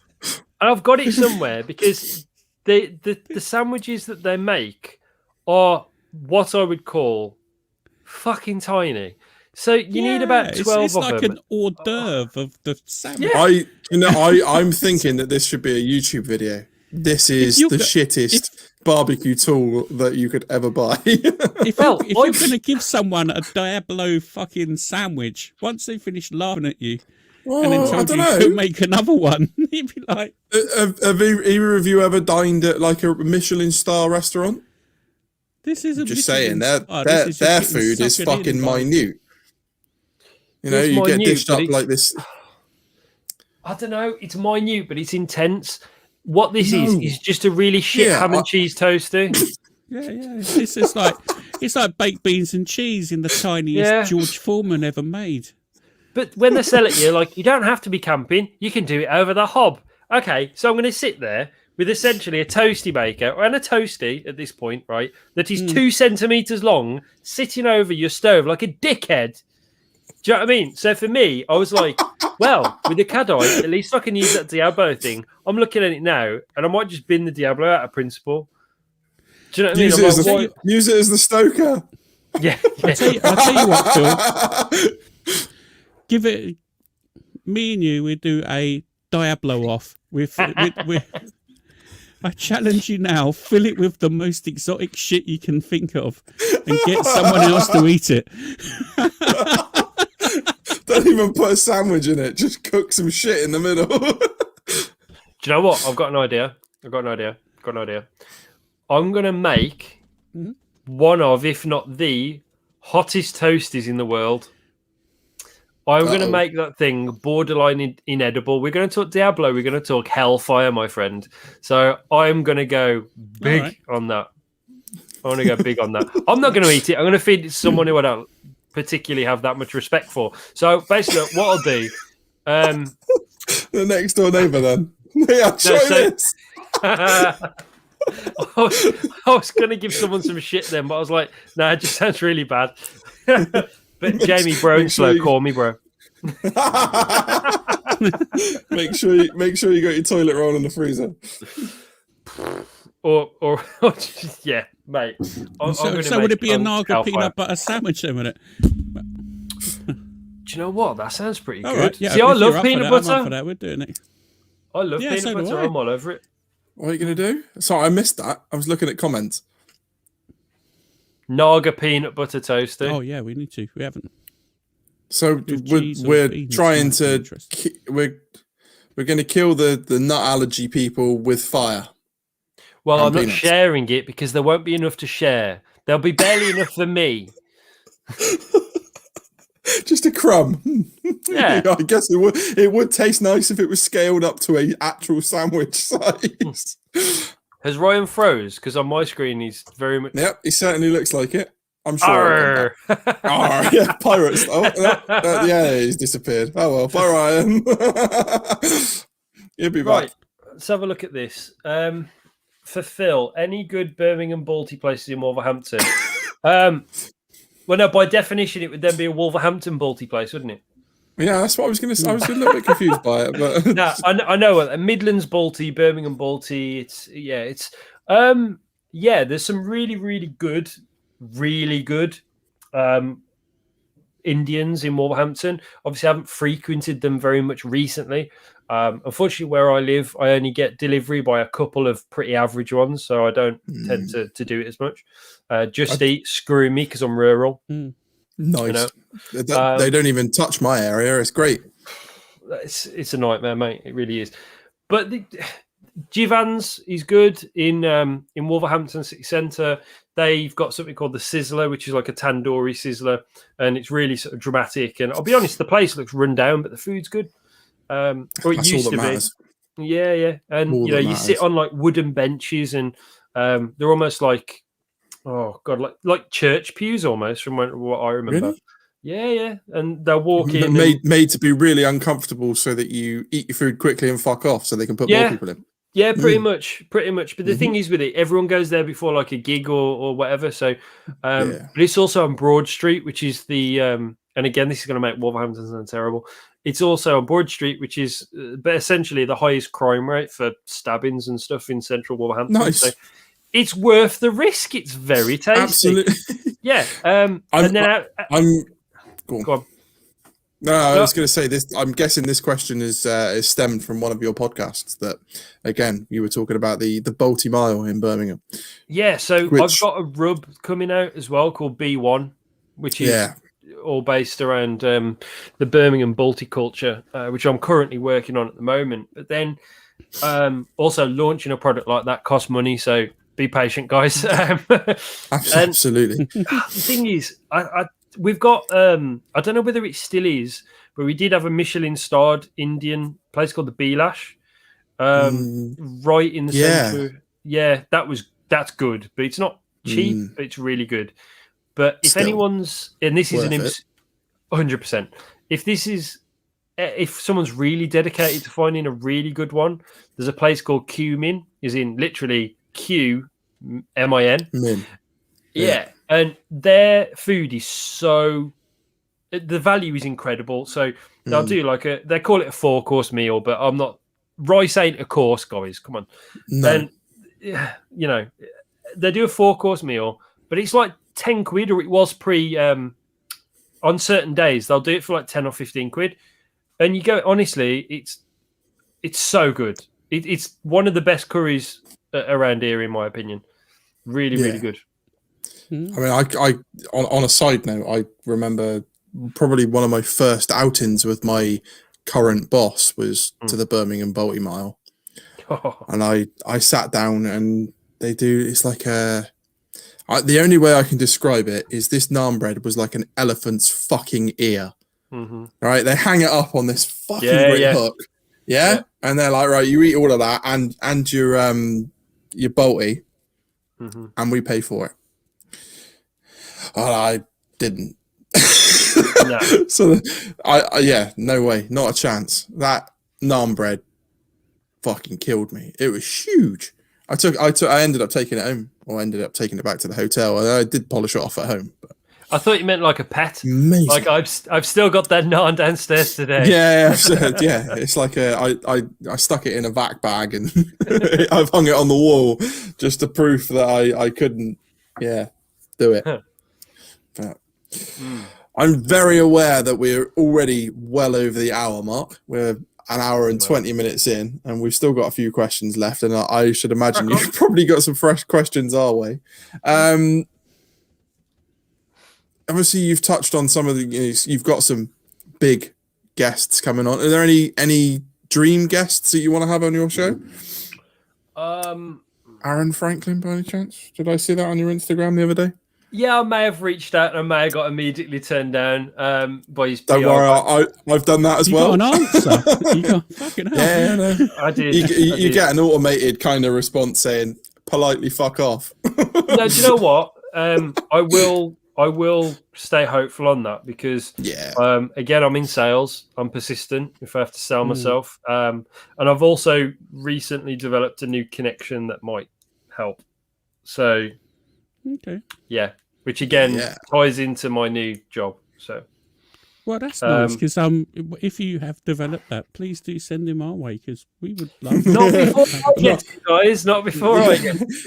Not like he's probably one of the ones that when I first started out, I was like really want him. I think everyone's going to. He's not going to come on my show like 2 episodes in. So. You think you look at who we've had on there. They're eager to talk about themselves, you know. Yep. Exactly, they're selling themselves. Yeah. Exactly. 100%. And whether it's to 10 people or 20 people or 1,000 people, if someone's eager to talk about what they love, it doesn't matter. And I found that like some of my dream guests I've already had on.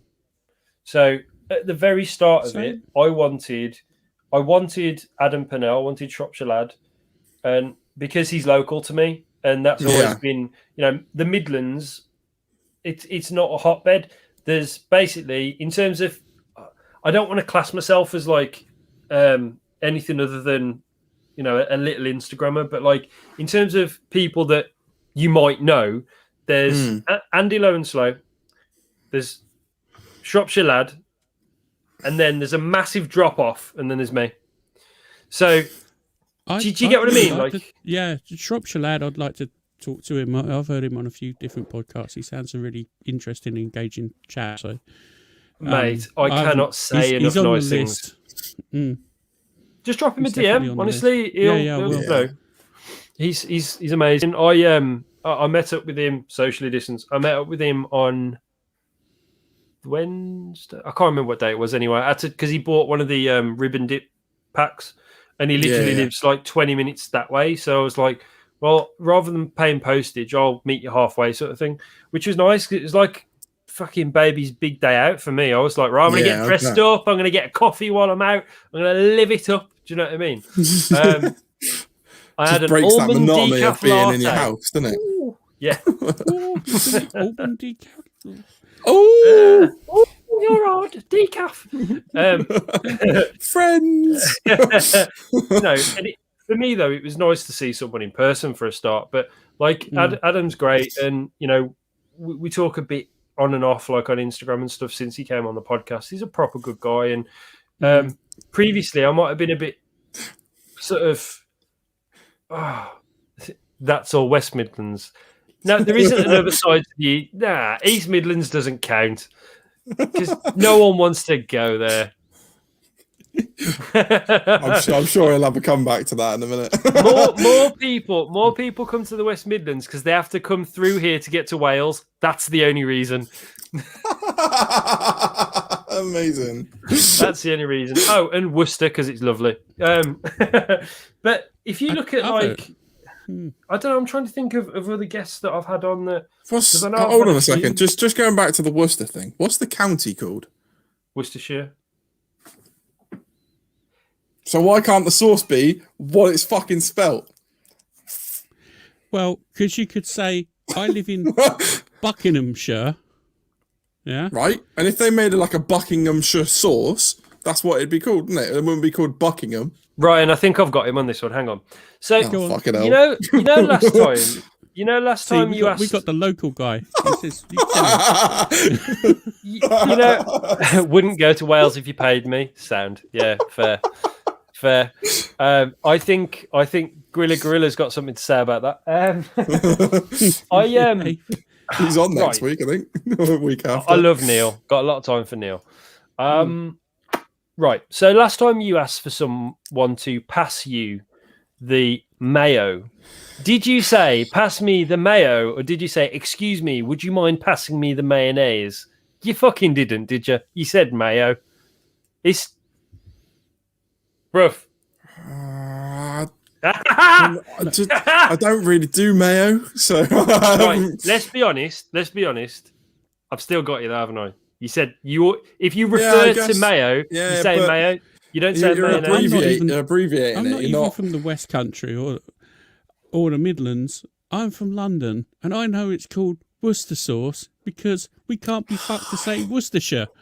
It's simple. That's it. And that you've nailed it. You can't be fucked to say what it really is. Okay, right. Other counterpoint, when... And do you know what? If we Google this now, right, this should settle it. Worcester sauce. No, wait. When Walker's brought out their crisp of the same flavour, was it called Worcester sauce or was it called Worcestershire sauce? Because I'm pretty fucking sure it was Worcester sauce. Global, what you mean? Walker's the global brand that produces fine bar snacks. Oh yes, the very same. And they called it Worcester sauce, not Worcestershire. I'm pretty sure they did. And if they didn't, I'm going to log off immediately and hang my head in shame because I'm getting very arrogant here. Beggars belief. Can I just point out, by Matt's expression, I think he's just had a look online and I'm pretty sure it says Worcester sauce. Am I right?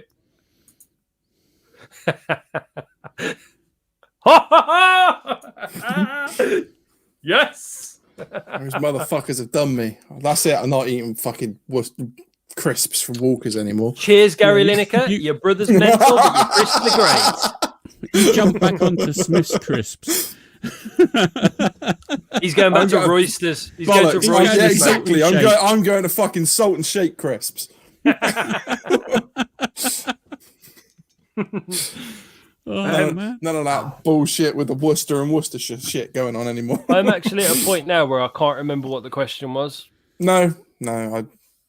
I'm not sure because my internet was choppy at best. So I'll just drop in. Who knows? One. So go for it. You'll get. I know where we are. We can circle back to that. The guests on your podcast. So you've had a few decent guests on your podcast. Who would be on your dream list? Who would be your dream guest on your podcast, or a couple of them? I'd love to have David Flatman on. Flatman on. I've got a very rugby-centric audience, and to be honest, if you look at the guests, they're quite rugby-centric as well. So obviously I've had Ethan, I've had Nick, I've had Matty Williams. I've hopefully got Lovejoy Chatawama as well from London Irish coming on soon. No way. Yeah. Decent. We've been talking about getting him on, but obviously, these guys are busy at the minute. It's a Absolutely. busy condensed season, so Yeah. You want yeah, I'd to like- speak to speak to Marcus about some of the rugby guests. He might be able to aid you in that. We spoke after we came off. Of course you did. Yeah, of course you did. I've sent James Haskell so many fucking messages on Instagram like, come on my show, I think you're great. Nothing. Fuck Best all. things to come out. Right, best thing to come out of the West Midlands is the M6. That's not true because I'm from there. Oh God. I'll point out some of if the best thing that came out of the Midlands was the M6, right? Let's just think about some of the massive. I like this person already. Hold on, having quite Worcester. Yeah, I'm pretty sure they're saying Worcester, but Right. You know what I mean. Do you know what? Have you seen? There's a meme, and I got sent it because again, everyone sends me like Worcester-based stuff because they know I'm so passionate about. Because I want to move back there really, and someone sent me something a few months ago, and it was like, nothing's harder to say than sorry, I missed you, and Worcestershire Worcestershire sauce. yeah,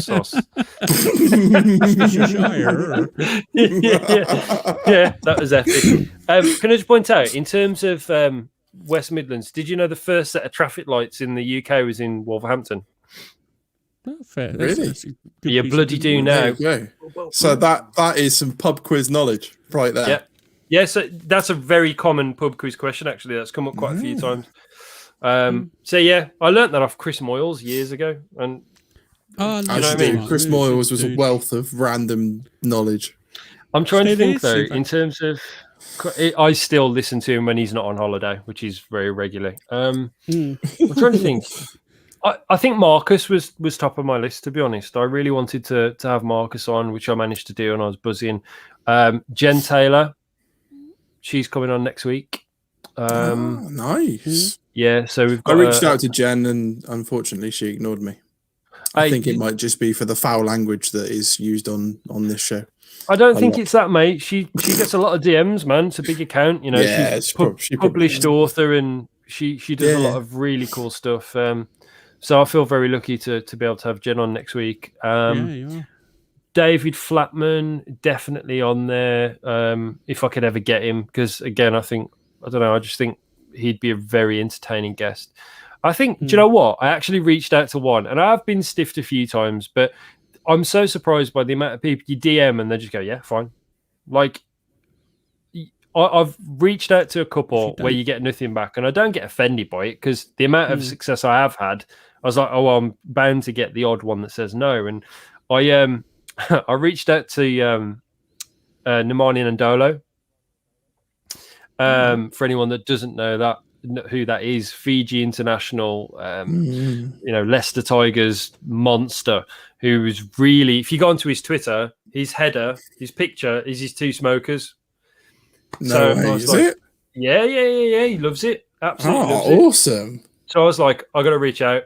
Nothing. So I need to, expand the network a touch, see if I can get some feelers out. I'm also working on a few that I'm not going to talk about because they haven't agreed.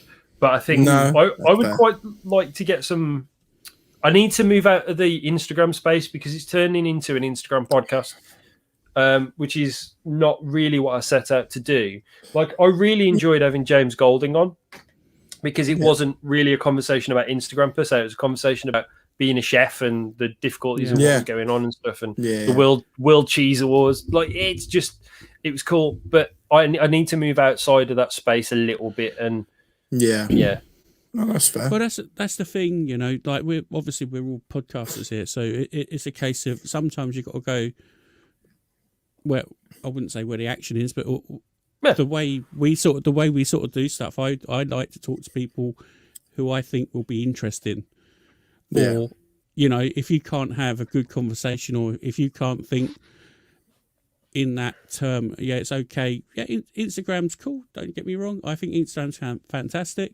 But But there's other platforms out there. There's other people doing other stuff as well. It's a big world, you know. You don't have to. Sometimes you don't have to look in that direction. You can look into other. There's a ton of other podcasts out there you can talk to, you know, because we're all doing the same thing. We had. The thing with food is it's very visual. I mean, you can sit and you can talk about how something tastes until the cows come home, but unless you're actually eating it, you're not getting that experience. Whereas, you know, you're eating a meal, 50% of it is with your eyes. So if it doesn't look appetizing, it doesn't taste appetizing. Well, when we cook stuff, that shit looks on point every time, regardless. I don't know about you. That doesn't happen to me all the time. No, you can't get creative and make something that you've burnt to a cinder. But I guess barbecue food is really, or you know, is always going to have that sort of element of rough and ready char to it.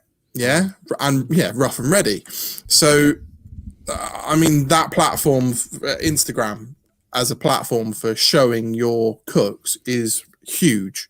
And you know, it's a matter of taking a picture and adding a few hashtags and it gets exposure. Whereas some of the other platforms, YouTube and, you know, the other thing, there's a lot more effort that goes into it. But like Ryan said, there's it's such a big audience that you can reach in different places. Just a quick shout out on that, because if you're looking for some more refined cooking that's done over fire, some of it's done, or most of it's done on a Traeger as well, would be Brown Bear Barbecue. That guy's food just looks ridiculous. And he's just, oh mate, honestly, Jeff, he's a really good guy. He was on like the 3rd episode of the podcast, I think. And we've became friends over lockdown and whatnot. And he's a very good lad. Very good lad. I'm trying to think, do you know what? I'll tell you a story now. And I reached out to a guest, and it was a bit of I'd quite like to have Tom Kerridge on, by the way. So would I. He's local to me as well. He's really local to me. I mean, like 10 miles. He lives next door. My house. Pretty much. Fair play. I mean, not far off here. Nice part of the world. Marlow. You know. So yeah, I mean, so you'll be quite local to Omar and Good Rub as well. So yeah, I mean, I reached out to someone recently, and I wasn't going to say who it is. Fuck it. So I reached out to Sai. This is just turning into a fuck it episode. I love it. Yeah. So what have I got to lose? So I turned it. I turned one of those moments where I thought, oh, that'd be cool, into, do you know what? Sod it, I'm going to do it. And I messaged Sai from the Hairy Bikers. Yeah. And he said yes. So did I. No, did he? I messaged both of them and they said no reply. Well, he said yes. He said, send me your number. And again, this isn't a criticism. So if you ever catch on to this, Sai, just, I still can't wait to speak to you. He said, yep, sounds good. Send me your number. So I sent him my number. And then I chased it up about 2 days later and said, just so you know, I am free today. Because again, I'm free all the time. I'm bloody furloughed. But I was like, I am free today after 12 if you want to give me a call. He said, will do. Nothing. And then I don't know, man. I started to get a bit despondent because I was so excited. And I told a couple of people, because again, you can't not. When someone says, send me a number, I'm like, I need to tell someone. But then I was so gutted when it didn't come off. But I've started to go more down the line of having the conversations I want to have rather than the ones that I think are going to get more clicks and more listens. And for me, I'm having... So go on, Ryan. No, well, I think you were just about to say the same thing. It's all about having podcasting is all about having a good conversation. If you can have a good conversation, you're sweet, you know? In fact, I can probably hook you up with a good guest that you would probably know, and I'm sure he'd be more than happy to talk to you. Matt would probably know what I'm talking about. We've had plenty on the show that he's our US correspondent. Yeah, I guess that's probably who you were talking about. I'm interested now, but I think, look, I'm recording an episode on Sunday, right, which might not go out for a couple of weeks yet, but I've recently reconnected with literally my oldest friend. So and he's actually got a podcast now as well. It was more of a video format, but it's called Gingerbeard Mark, so Gingerbeard Mark podcast, and he's interviewed Dom Jolly. He's interviewed. Honestly, it's like Really? yeah. Gail Porter, Awesome. like literally, Gail Porter, that's a name. Yeah, legit. Like and again to the hip hop connection, he's done Sage Francis, B Dolan. Like it's madness. Like some of the people he's had, like Stuart Lee, Ian Lee, all the Lees. But like some of the people that he's interviewed have been incredible, and I caught wind of it, and I thought, do you know what? Because we had a bit of a falling out, probably I don't know. 10 years ago, and the details aren't important, but we had a bit of a falling out, and it really bothered me. Like I hadn't spoken to him in years, and it really hurt me because, and don't get me wrong, it was partially my fault and whatever that happened, but I was seeing pictures of us as kids, like at my 7th birthday party, eating jelly and ice cream at my mum and dad's table, and me thinking I would love to be able to talk to him because, you know, it sounds daft, but we shared experiences together. Like we got mugged together for the first time. Like that's Wolverhampton, but like you just, it's one of those things that not something you hear every day, is it? We got mugged together. No, but the point is that's an experience. That was something that happened something in my you life. shared together. Absolutely. Yeah, that's something that formed, you know, me as a person. That was part of my formative years that I'll never forget. And being friends, I went to my first gig with him. We went to 2 gigs simultaneously. A weird, what were they? Dutch? I can't remember. A weird band called Span, which, to be honest, I still revisit every now and then. They're shit, but I still like listening to them. And then they've split up now. And a ska band called Sponge. And that was consecutive nights. So I went through my... Go on. No, you go. I was just hoping you were going to say the Wonder Stuff and Ned's Atomic Dustbin. No. I mean, that was a bit different, but yeah. So yeah, we went to these 2 consecutive gigs, and again, that was formative for me because that again, it kind of defined my taste in music for the next fucking 20 years. And you know, you look at that and you go, man, it's such a shame. And we've started talking again the last 2 weeks, and I swear to God, we're like that again now. And I've like he walked to my village to pick up some because he bought some Subwoofer stuff and or Rubwoofer stuff, and he came and bought a couple of sauces and some rubs and stuff. And he because I said let's do a podcast because we can do a bit of a, you know, a crossover episode as well. Because again, he's got his Gingerbeard Mark thing, and we can use it and hopefully open up that door to a few people on mine. And he's gone out to make it more relatable on my side of the podcast. He went out today to his mom's and picked up a barbecue, took it home, and he's basically cooked on the barbecue properly for like one of the first times he's done it. So if it goes wrong, he's got a funny story for the podcast. Nice. Yeah, and you're just like, you know what? Cool, like, and he sent me a picture of him cooking on it and stuff. And I'm like, do you know what, man? This. And that episode for me is mega important. Like, absolutely. And don't get me wrong, an episode with Marcus or Jen or someone like that is important to me because I look up to those people. But that is important to me it's a completely different way. Absolutely. Because this whole thing, barbecue, the podcast, all that shit, it brings people together. And this has brought me back together with one of my oldest friends. And to be fair, I think, you know, when the world unshits itself and we get a new nappy for the country, then he can come round my house and we can sit in the garden and we can catch up over a beer and a few steaks, and that is going to be worthwhile. All this shit, if that's the only thing that comes out of all of this last year, I'll be happy.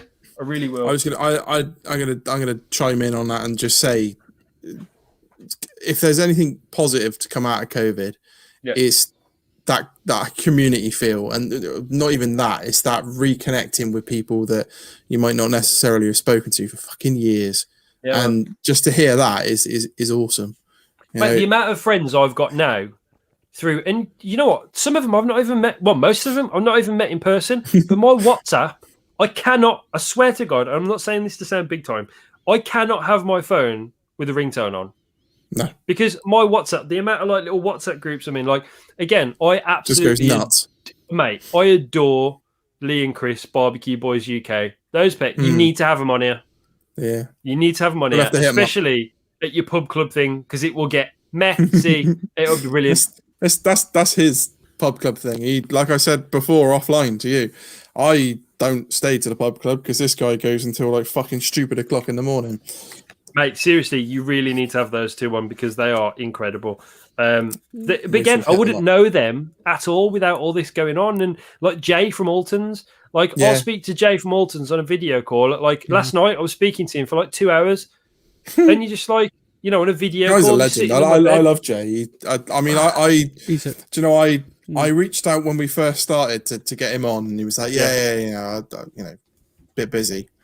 Okay, fair enough. And then I came back to him. I came back to him again before we went into this recent lockdown, and he came on. Oh my god, the guy is just like a wealth of knowledge, and like the passion he's got. Yeah, absolutely. The passion just oozes from him. Loves what he does. We had him before Christmas. That was it. He was doing the elf in the shop thing. Taco the elf, mate. Just. It's like his brain just comes up with like these immense ideas constantly. He must just have like a little black playbook, you know, of different things to try. He's on point every time.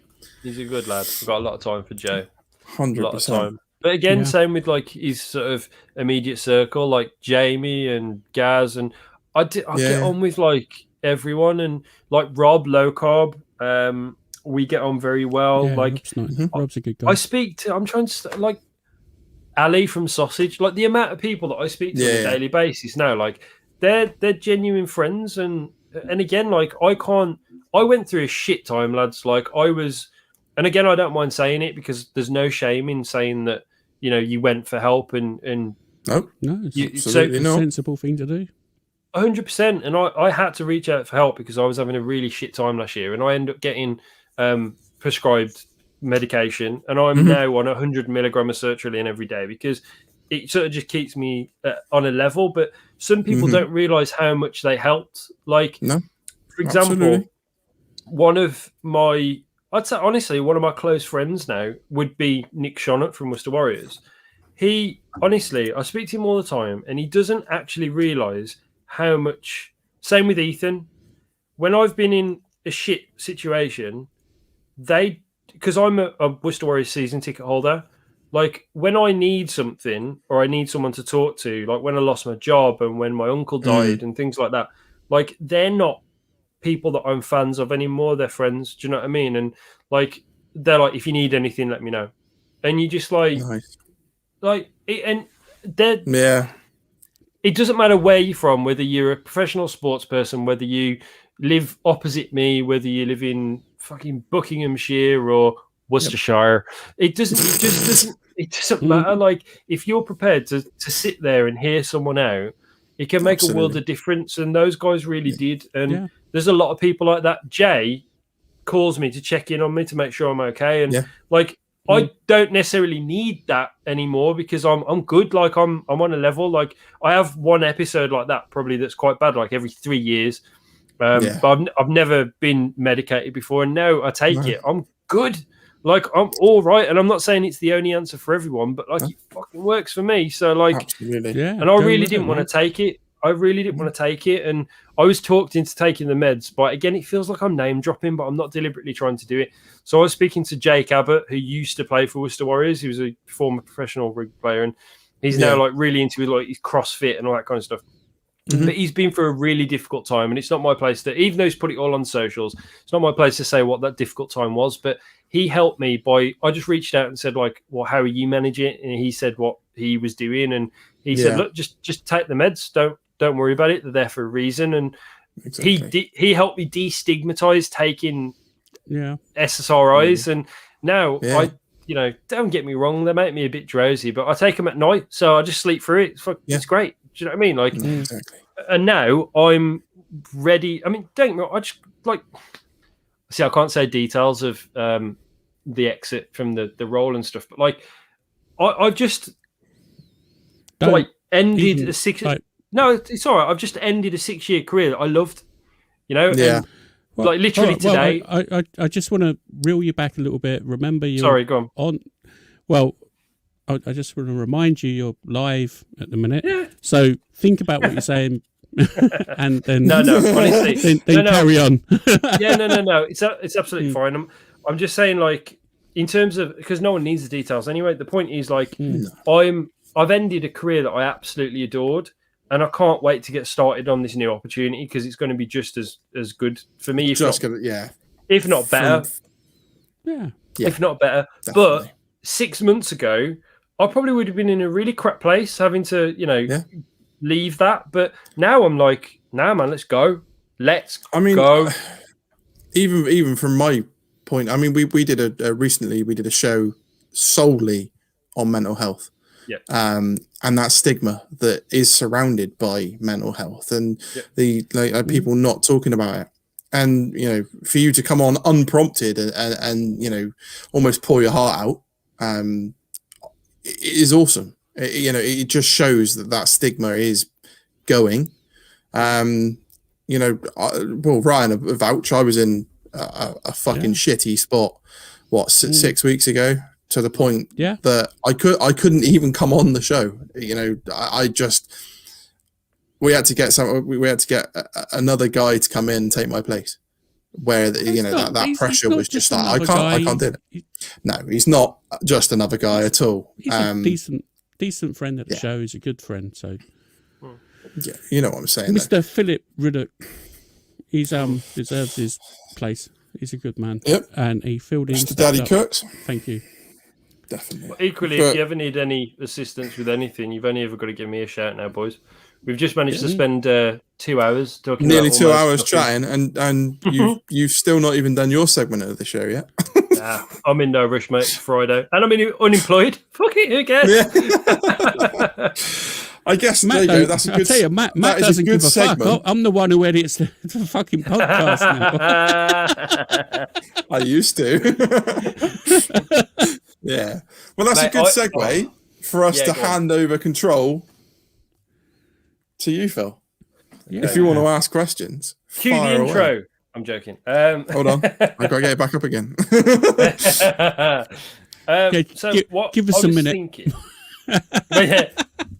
We'll edit this bit out. So, what I was thinking was I was going to just do 2 of the main sort of favourite segments. So, the 2 main segments that really sort of, it kind of, just 2 that people really enjoyed were, thank you for that, were basically the Death Row barbecue meal, so Death Row barbecue, and also the quiz. But I'm going to do the quiz with a slight change, which I haven't told you about. So, what I'm going to do is I have 5 questions here, each, and you're going to go head to head.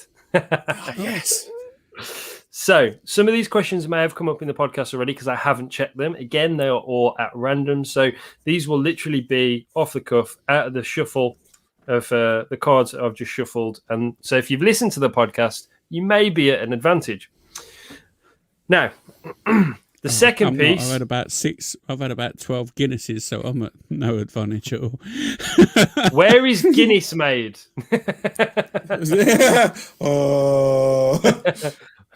I don't know anymore. That's clearly not the first question, is it? No. And if it is, you can't aim it at Ryan. It's at the bottom of the M4, isn't it? They make Guinness. Oh, to be fair, there's interesting stories about Guinness, and to be fair, to be fair twice? That's poor. So basically, to be fair, it's the Wolverhampton version. If you look at Nigerian Guinness, for example, in Nigeria they don't grow traditional barley. I think I've said this on my podcast before. So what they do is they grow the closest possible thing, which is actually derivative of sugarcane. So it's closer to sugarcane than it is barley. So when they actually create the malt, it's a lot sweeter. So if you see the Nigerian Guinness, it's usually like, I think they call it import, and I'm pretty sure they do it in some supermarkets, and it's black with like a yellow tab. that will be much sweeter than normal Guinness, and the reason is because it's made with that cane sugar derivative. It's like 6 or 7% as well. It's fucking much stronger than normal Guinness. Because alcohol loves sugar. Absolutely.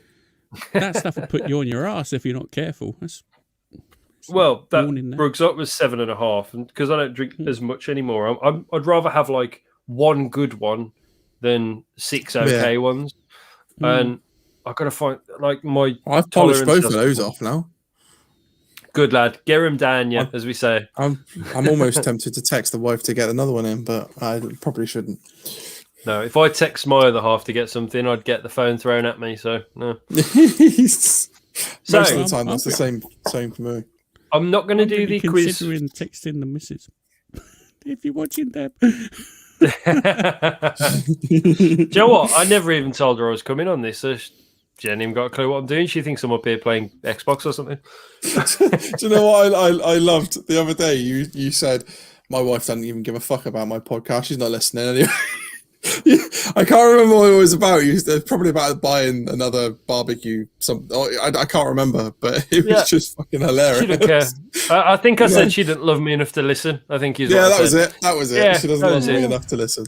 In fairness, I will. In my defence, she's not my wife because I refuse to pay for a wedding.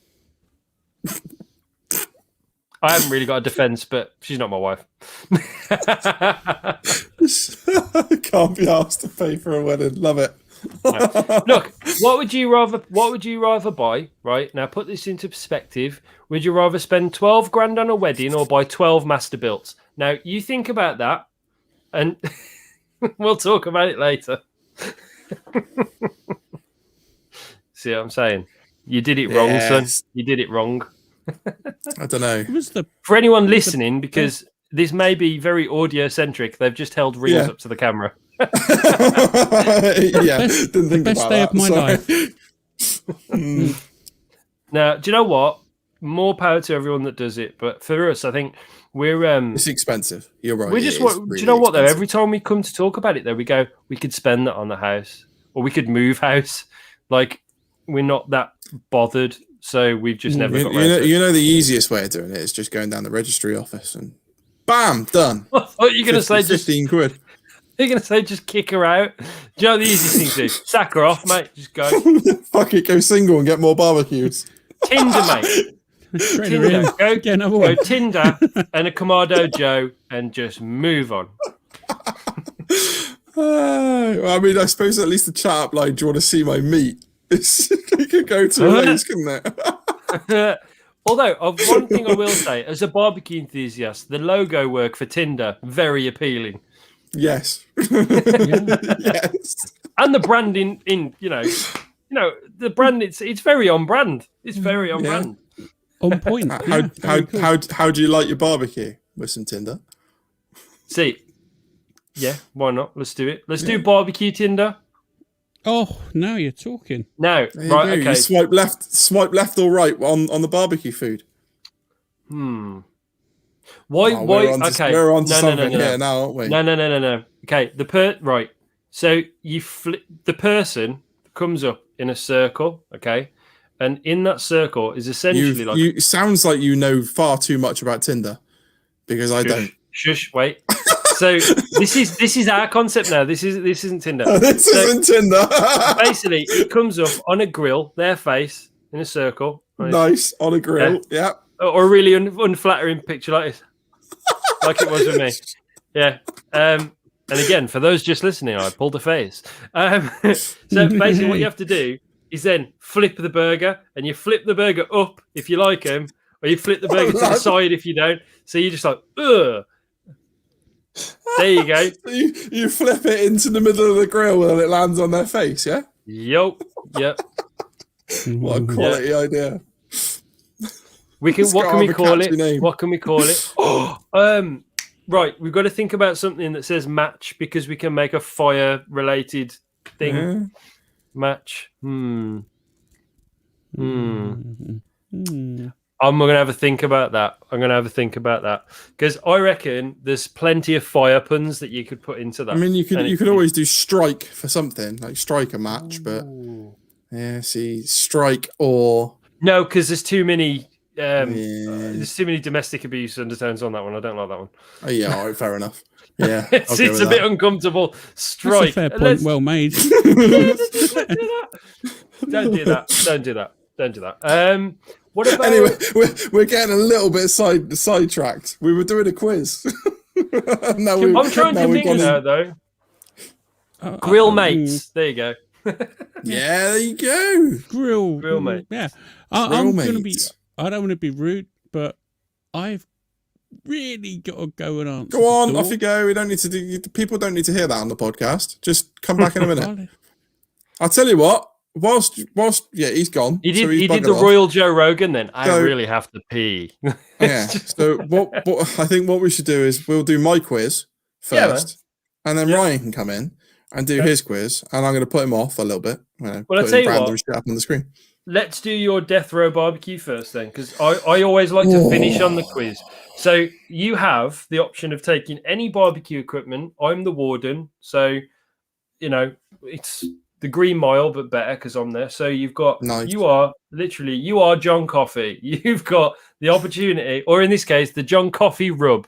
So you've got the opportunity to have any barbecue setup, and you can cook 3 courses, and it is your last meal on earth. What are you cooking, and what are you cooking it on? Whew. Do you know what?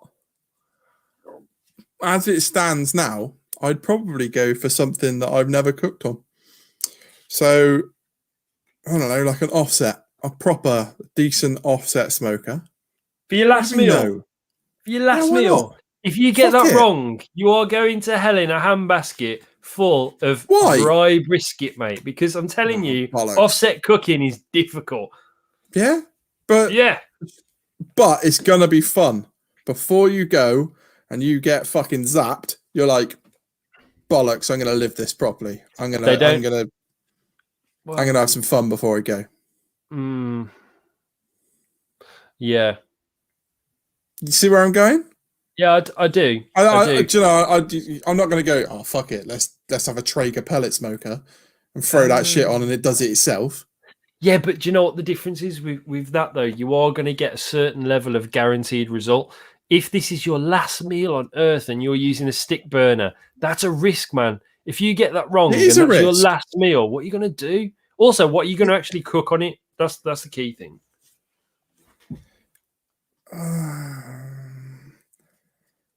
What am I going to cook on the stick burner? It's going to have to be brisket. Isn't it? So that's one of the hardest things to cook. Yeah, on a fuck stick it. burner. Like I said, if I'm going to do it, I'm doing it properly. Fair. Plus, you can stretch. You can stretch it out, can't you? I'm going out in style, or I'm going out in, hungry. So I 3 courses, beef ribs, and then because my stomach doesn't deal with fatty foods very well, I'll have the shits afterwards, and that'll be enough emptying for the brisket. Probably have the same issue again. Jesus. And then, I think, I'll probably finish it off with some chicken wings. I found a new love for chicken wings. I never really used to like them, but some chicken wings to polish it off. So I'd go hot and fast burger and then jump headfirst into the electric chair. Let's get this done quick. Do you know what I mean? Fuck it. Just give me a burger. I'll eat that whilst you're zapping me. Mate, I'll eat a packet of Skittles. Let's just get it over with. Do you know what I'm saying? Like, give the barbecue and all the food to somebody else that deserves it. Yeah. What was that question that just popped up? I saw my name. I didn't see what the question was. Hobo, you're gonna have to ask what it is, which question that you can steal for the hot seat. Yeah, I'm not sure. It was obviously. It's probably the death row one, yeah. I'm guessing so. He wants to know whether he can steal it for the American affiliate show of this, the hot seat. Take it. It's like our sister Yeah, show of there you go. Yes, he's just said, yes, you can take it. Yeah, man, take it. And I'll say that because it's probably more relevant to you guys because you actually do that shit. We don't.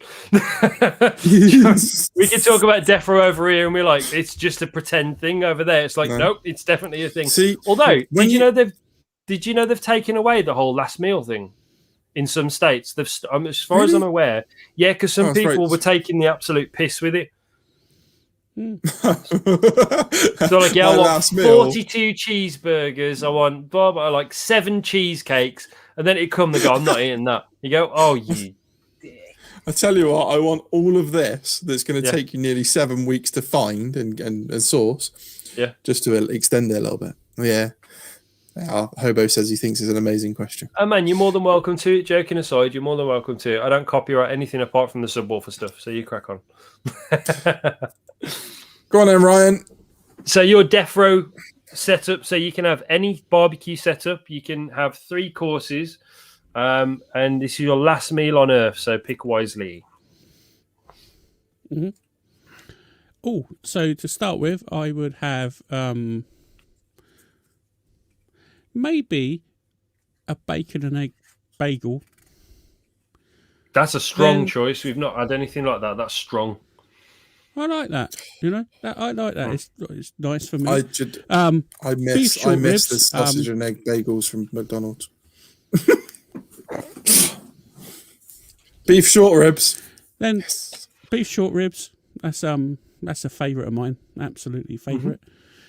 To go with that, I'd probably go with smoked cauliflower cheese with bacon in. Okay, I like that. If you've not tried it, give it a go. It's fucking nice. Then probably sweet potato fries or sweet potato chips. They're good as well. That'd be nice. Are these all part of the same course, or is that a course? Well, the short ribs would go with the cauliflower cheese and the fries. The bagel would be like the first course appetizer. And then what's for dessert then, right? I'm not really a pudding person, to be honest. I'm really boring like that. I'd probably say my favourite sort of pudding is like an apple crumble or an apple pie, like what my nan makes. Solid choice. Yeah. Yeah. Because she makes a fucking banging apple pie. Do you know what? Like a rhubarb crumble. Rhubarb crumble's decent. I would make, because it's death row, I would make a 52-week sous vide blancmange. And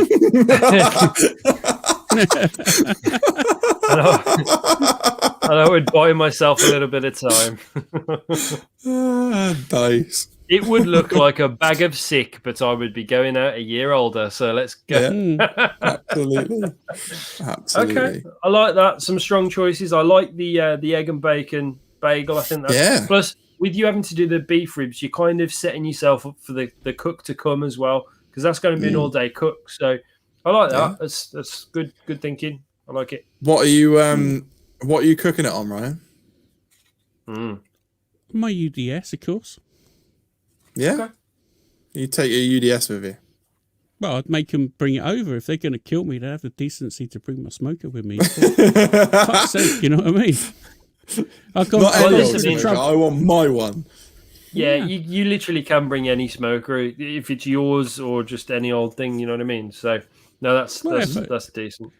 If I've gone through the trouble of getting into that predicament, surely they owe me nothing more than providing me with the utensils and cooking facilities that I need to execute a meal that is fit for the occasion.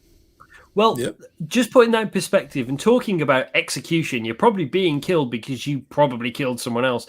So in terms of convenience, I don't think that's their top priority, but I know what you're saying. Yeah, but I've never heard anyone get sentenced. It is, but I've never heard anyone get sentenced and go, look, I admire the commitment to how you killed those 17 people, but I'm going to have to put you away for a bit if that's all right. Do you know? Are you okay with that? That's exactly my angle. Nice.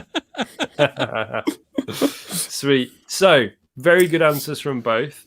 I'm not going to pick a winner on that one because it's all very subjective. But what we are going to do is pick a winner on these. So I've got 5 questions each, and we will start with Ryan. And we have got, I'm going to give him a bit of a shuffle, even though I'm going to ask you all of them. It's just for dramatic effect. And the first question is, which drink is distilled to make Calvados? This has been on the podcast before. Calvados, brandy. Calvados is an apple brandy, isn't it? Which drink is distilled to make Calvados was the question. So I could have given you the options. But you forgot to explain. I tell you what. Apple juice. The answer is cider, but because I didn't actually explain, I'm going to move that on as a warm-up question. If you want, I can say you've got 2 options. You've got 2 lifelines. You can pick, read a 50-50 or read all 4 answers. And then on the last question, I'm going to, because it will be the hardest one, I will ask one question that you'll have to both try and answer, but you've got to do it as fast as possible. And then that one, I will going balls deep on that one. Oh yeah, and I love that terminology. It's kind of thrown me off a little bit there, mate. So what I'll do, I will put that out, but I will read all 4 options on that last question as well. And then as I'm reading it through, you can come in and say your quick answer. So first official question is, which Italian city was the Bellini cocktail invented in?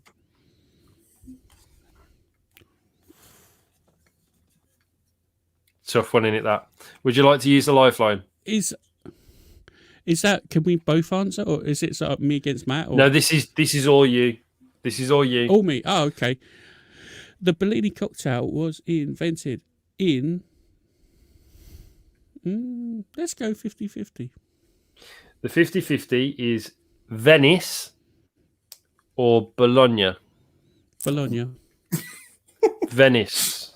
Was it? Bugger. Yeah, Venice. So what we'll do, we'll go through all your questions initially. So Ryan, again, which cocktail? Oh God, it's all cocktails, isn't it? Which cocktail is made from light rum, citrus juice, and sugar syrup? There's fucking loads made with that. What one do you want particular, or? Yeah, so light rum and citrus juice with. I will say there is a strawberry version of this drink that's quite popular. You fucking giving it away now? Daiquiri. Look, I'm not. Oi, do you know the thing you don't see when I record this is me mouthing the answers to some people when they look. I'm going daiquiri. Okay, fair enough. The thing you don't know is on my YouTube channel, I've got like a whole section on fucking cocktails. Wow. I'll give you the Owen Wilson on that. Wow. Okay. So, by the way, if you do have barbecue, oh, you're odd. If you do have barbecue boys on, what they will do is try and coax me into doing fucking impressions, because that's all that we do is send voice notes to each other being complete idiots. And now I have to basically talk to them as Tyson Fury every time I send them something now. Oh, well, now you said it, you're going to have to do it. No, please don't do it. Come on. Why not? Don't do it. Why not? You're going to polarize our whole order and our audience. The next question has to be read by Tyson Fury. Matt says it's okay to read the question like Tyson Fury. It's an impression. It's not you're not taking the piss. It's an impression. I got to get into character first, though. Do you know what I'm saying? So, right. Yeah. Not only am I the greatest fighter this side of the equator, but Anthony Joshua is a big fat dosser. There you go. How about that one? I tell you what, that is being a clip for the show. That is amazing. Watch the barbecue talk show with these 2 dossers. Hey, there's your clip. There's your clip. So, okay. Pierogi are what type of food? Pierogi? Oh, I've heard of that. I made these at the beginning of lockdown. They are peng. They're so good. What the fuck? Give me some options. Okay, so the lifeline you have remaining is all the options. So are they pancakes? Are they pies? No. Are they pastries or dumplings? I think they're dumplings. Correct. So we got a point on the board. Lovely. Okay, next question. What is mixed with chocolate to make a traditional ganache? Cream. Correct. 2 points. So we now have, what is the main ingredient in gravlax? Gravel. It's either... When you say gravlax, do you mean the actual curing process, or do you mean the... So it's 50-50 salt and sugar, and also some herbs and whatever alcohol you wish to add. Yeah, not the process. Gravlax as a whole. It's Norwegian food. Yeah, which is very specific to a... Mm-hmm. I think it's fennel, isn't it? No, salmon. Oh, right. Salmon. So it's more about the... Yeah. Fucking lost on that one. The ingredients. So I just told you how to make it, and you said it's fucking salmon. Well, basically, for anyone listening, do everything that Ryan said and put it on salmon. That's how you make gravlax. So we've got 2 there. You got 2 right. So we've got pierogi correct. That was correct. Daiquiri was correct. So we've got 1 more question. Which fruit is used in tacos al pastor? Mango. Pineapple. Really? Yeah. Again, that's what the quiz says. It doesn't mean it's right. It was a very cheap quiz off Amazon. I feel like I am going to get none of these right. Okay, so that's 3 points to Ryan. 3 points in the bank. Now, are you ready? Are we both fighting for this one, or is this... No, this is just for you, Matt. This is just for you. Oh, it's my turn now. Right, okay. It is your turn. So this is going to be an absolute shit show. So I'm going to turn my Chris Tarrant on. All right. So go on then. Okay. So can you not Ryan do the jungle has whistle? No. Can I? No. Yeah. So, Joe, what? I'm actually tempted to go full Chris Tarrant and go, A, B, C, friend, A. So, anyway, which cocktail is made from Cointreau, brandy, and lemon juice? That I don't know this one. The closest I get to a cocktail is a lager top, mate. So nice. I don't, I'm going to put myself on mute, otherwise I'm going to shout it out.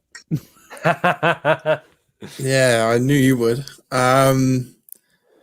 Look at him; he's fucking chuckling away. Give us them all 4. Okay, so all 4 answers are sidecar, a gimlet, which just sounds like the name of a dwarf in Lord of the Rings. Fucking yeah, absolutely. Manhattan, or Sex on the Beach. So sidecar, gimlet, Manhattan, or Sex on the Beach. And what are the ingredients again? Cointreau, brandy, lemon juice, and Worcester sauce. And Worcestershire sauce.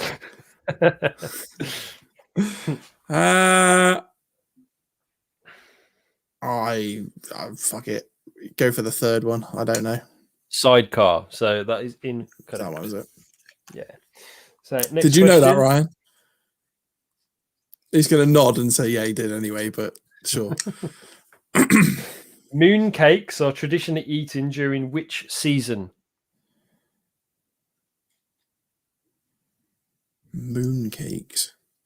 And there, I won't read all 4 answers because if you don't know all 4 seasons, I'm leaving now. Yeah, of course, that'd be good, wouldn't it? I bollocks to it. Let's go for winter. Nope. No. I Autumn. told you I was going to be terrible at this. I was going to be really cruel because if you said autumn, I was like, no, it's fall because that's what it says on the card. It says on the card. There you go. Pickle said fall. Which these you've had a bad run of these. Which flower family does garlic belong to? I'm going to help you with this. Go on then. Think about a pop artist with the surname Allen. That's a lily. Point. There you go. Okay. Pilsner beer originated from which country? Don't you dare say Germany because I don't want to. It's not Germany. You've got lifelines, remember? Oh yeah, give me the split them in half. What have we got? Okay. 2 of them. Slovakia or Czech Republic?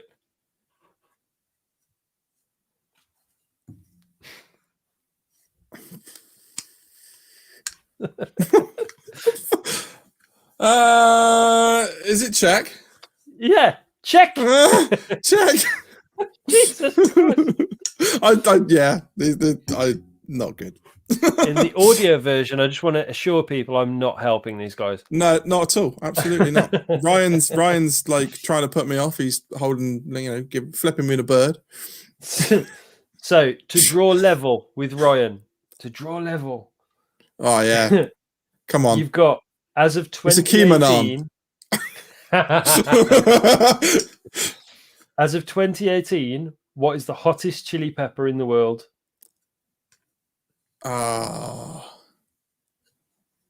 Is it as of 2018? Mm-hmm.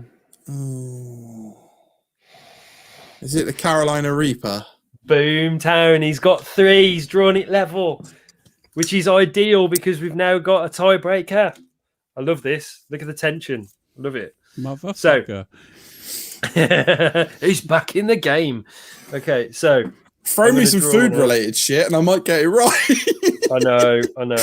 Okay, hold on. I want to get one. I am actually picking this one because I want to make it interesting, and B, I want it to be not well. I don't want it to be a cocktail one. Yeah, because that's just gonna end in Ryan winning. Right, this you're not going to know. If you know this, if either of you know this, you deserve to win. Okay, this is not an easy one.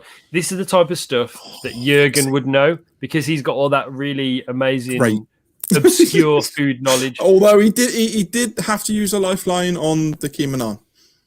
True, that's also true. So, Chris Tarrant, dim the lights. So, Mohinga is a rice noodle dish. I can't fucking do it. I'm sorry. Mohinga is a rice noodle dish and fish soup from which country? Now, I'm going to read you all of the options and nobody rush into it just yet. Bangladesh, Myanmar, India, or Laos? Or Laos?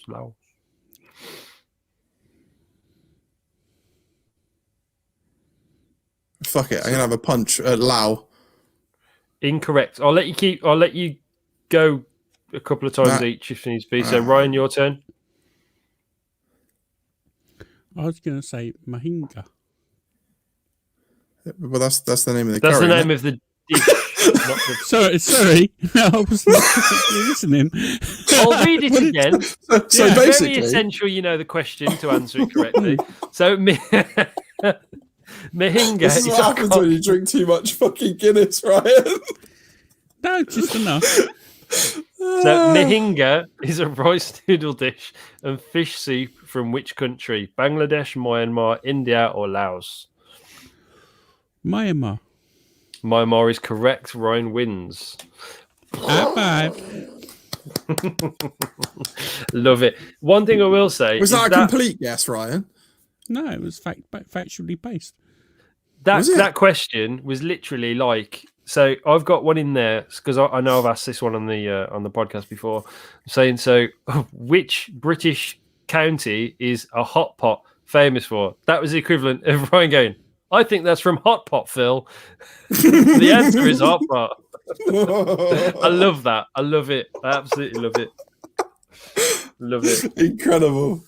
Yeah, I enjoyed that. That was good. I like the versus element. I really do. It was good. Yeah. I wouldn't say I'm competitive, but I like to win, you know? Oh, I like to win at all costs. So I'm horrendously competitive.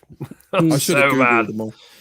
Mate, I can't get involved in like family games at Christmases and stuff. It's lucky we didn't have one last year because they had a year off from me. Like legit. Like I even thought about should we, because we do a family quiz. I was like, should we do it on Zoom so I can still win? And they're like, no, No. We've got too many people that don't understand technology to make that work. my missus doesn't watch the show because she doesn't love me enough. But she had a Christmas thing with her friends and they were playing Monopoly. And she started to lose. So she went, fuck this game's stupid. Closed it all up and threw it off the table. Because she wasn't winning. And it's something I can just imagine her doing. Mate, do you know what? I actually bought the Wolverhampton version of Monopoly recently. Yeah. I still haven't played it. It was just for pure... I can't stand Monopoly. I was just like, oh, Wolverhampton, that's cool. Like, I remember when they said... It's still in the cellophane. Literally, if anyone ever says, like, Peep Show, one of my favourite shows. I love Peep Show. Decent. So good. And there's that one episode where Jeremy and Superhands get booked to play the Wolverhampton Festivus. I've watched that episode probably 100 times, and every time they say Wolverhampton, I'm like, oh shit, they say Wolverhampton. He's mentioned me. Represent, you know what I mean? It's good fun. But lads, I think that would be a good time for me to it's 11 o'clock, so go to bed actually.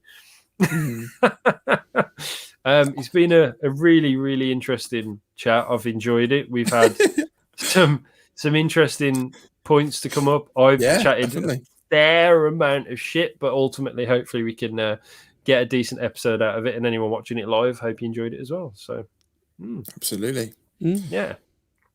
I'm going to hazard a guess that Ryan's probably not going to make it until 2 o'clock in the morning today in his pub club. No, I'm going to push on. I'm going to. Are you? Okay, well, only for the brave.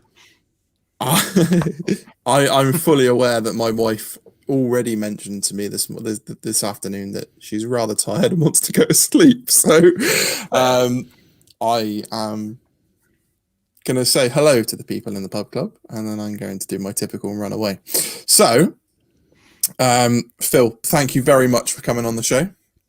Thank you for having me. Absolutely awesome guest. And 2 hours and 27 minutes of talking absolute whatever the fuck we want. It's been great. Really, really good. Really, really good. Do you want to tell everybody your just drop your handles and your website? Give yourself a plug. Thank you. So to give it a little De La Soul feel for the old hip hop, plug one is going plug one will be Subwoofer. That's www.subwoofer.co.uk. We're also on Instagram at SubwooferUK.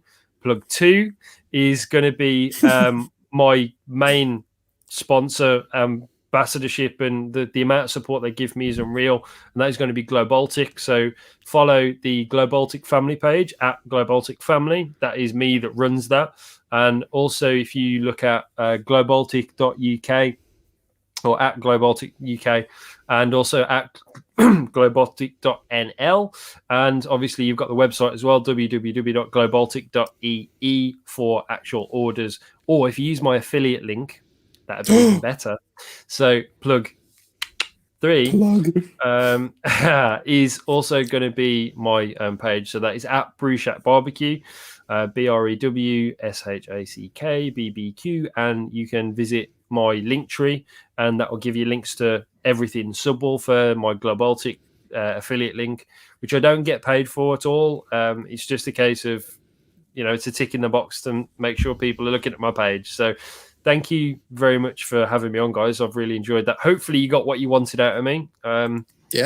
In mega long form conversations where I'm not sort of restricted by my own agenda, sometimes I can kind of go all about it. Well, That's what this is all about, though. You know, Yeah, our man. show is certainly about just chewing the fat, as it would be.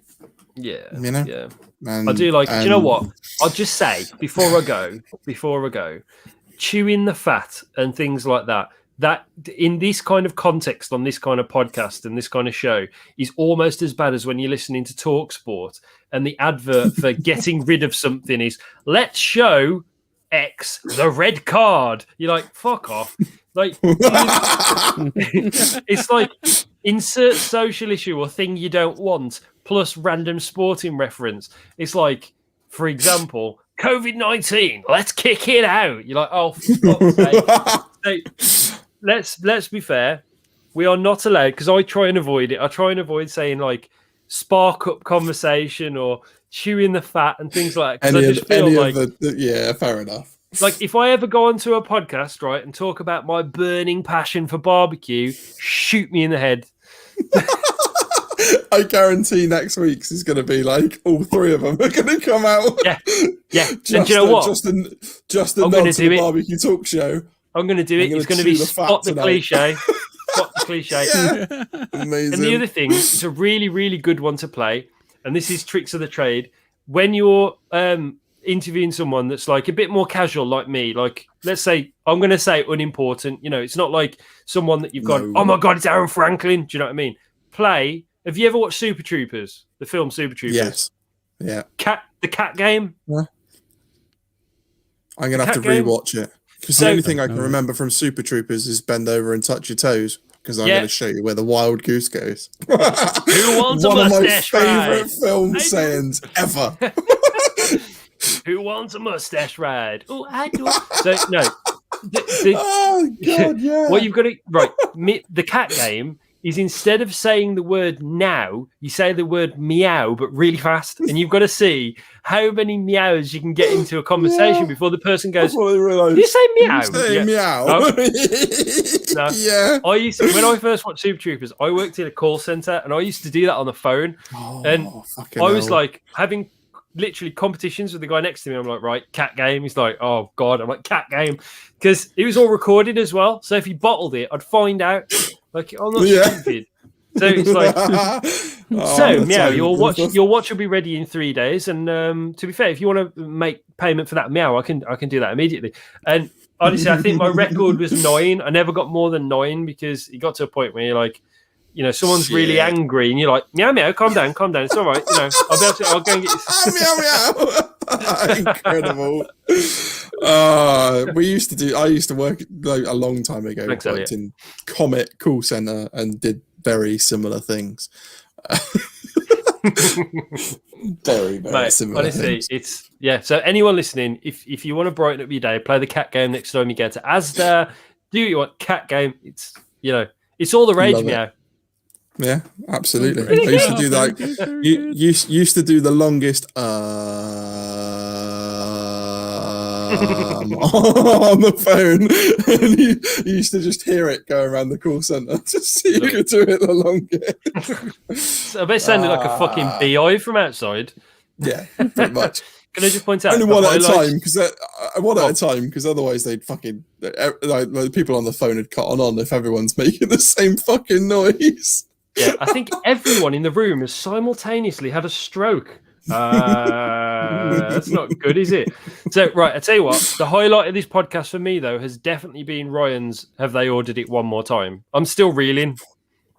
Yeah. Still reeling. That was absolutely fantastic, mate. If there was take nothing else from that as well. You know, you've got the value of one more time, and feel free to use it where you wish. Oh, I'm gonna. Yeah. I'm gonna. I'll tell you what. Nice. Do you know what? I've even thought about how I can expand it, right? So now our range took you around the world. Now you can order it one more time. See you later. Nice. There it is. He's already done it. And on that note, we are going to jump into the pub. Boom. So, cool. Phil, thank you again for coming on, mate. If you want to stick around for one more brew in the pub club with some of the guys, you can. If not, I'm going to shoot off. But guys, thank you. If you ever want me to come on again, I'm more than happy to. Yeah, 100%. Yeah, it'd be good to have you back. Cool. Thanks, Right, guys. cheers. Have a great weekend. Thanks, Phil. Yeah, And you, mate. you've been a Speak to you wonderful soon. guest. It's been lovely talking to you. So stay safe and speak soon, mate. You too. Thank you, Ryan. Thank you, Matt. Take care. See you later.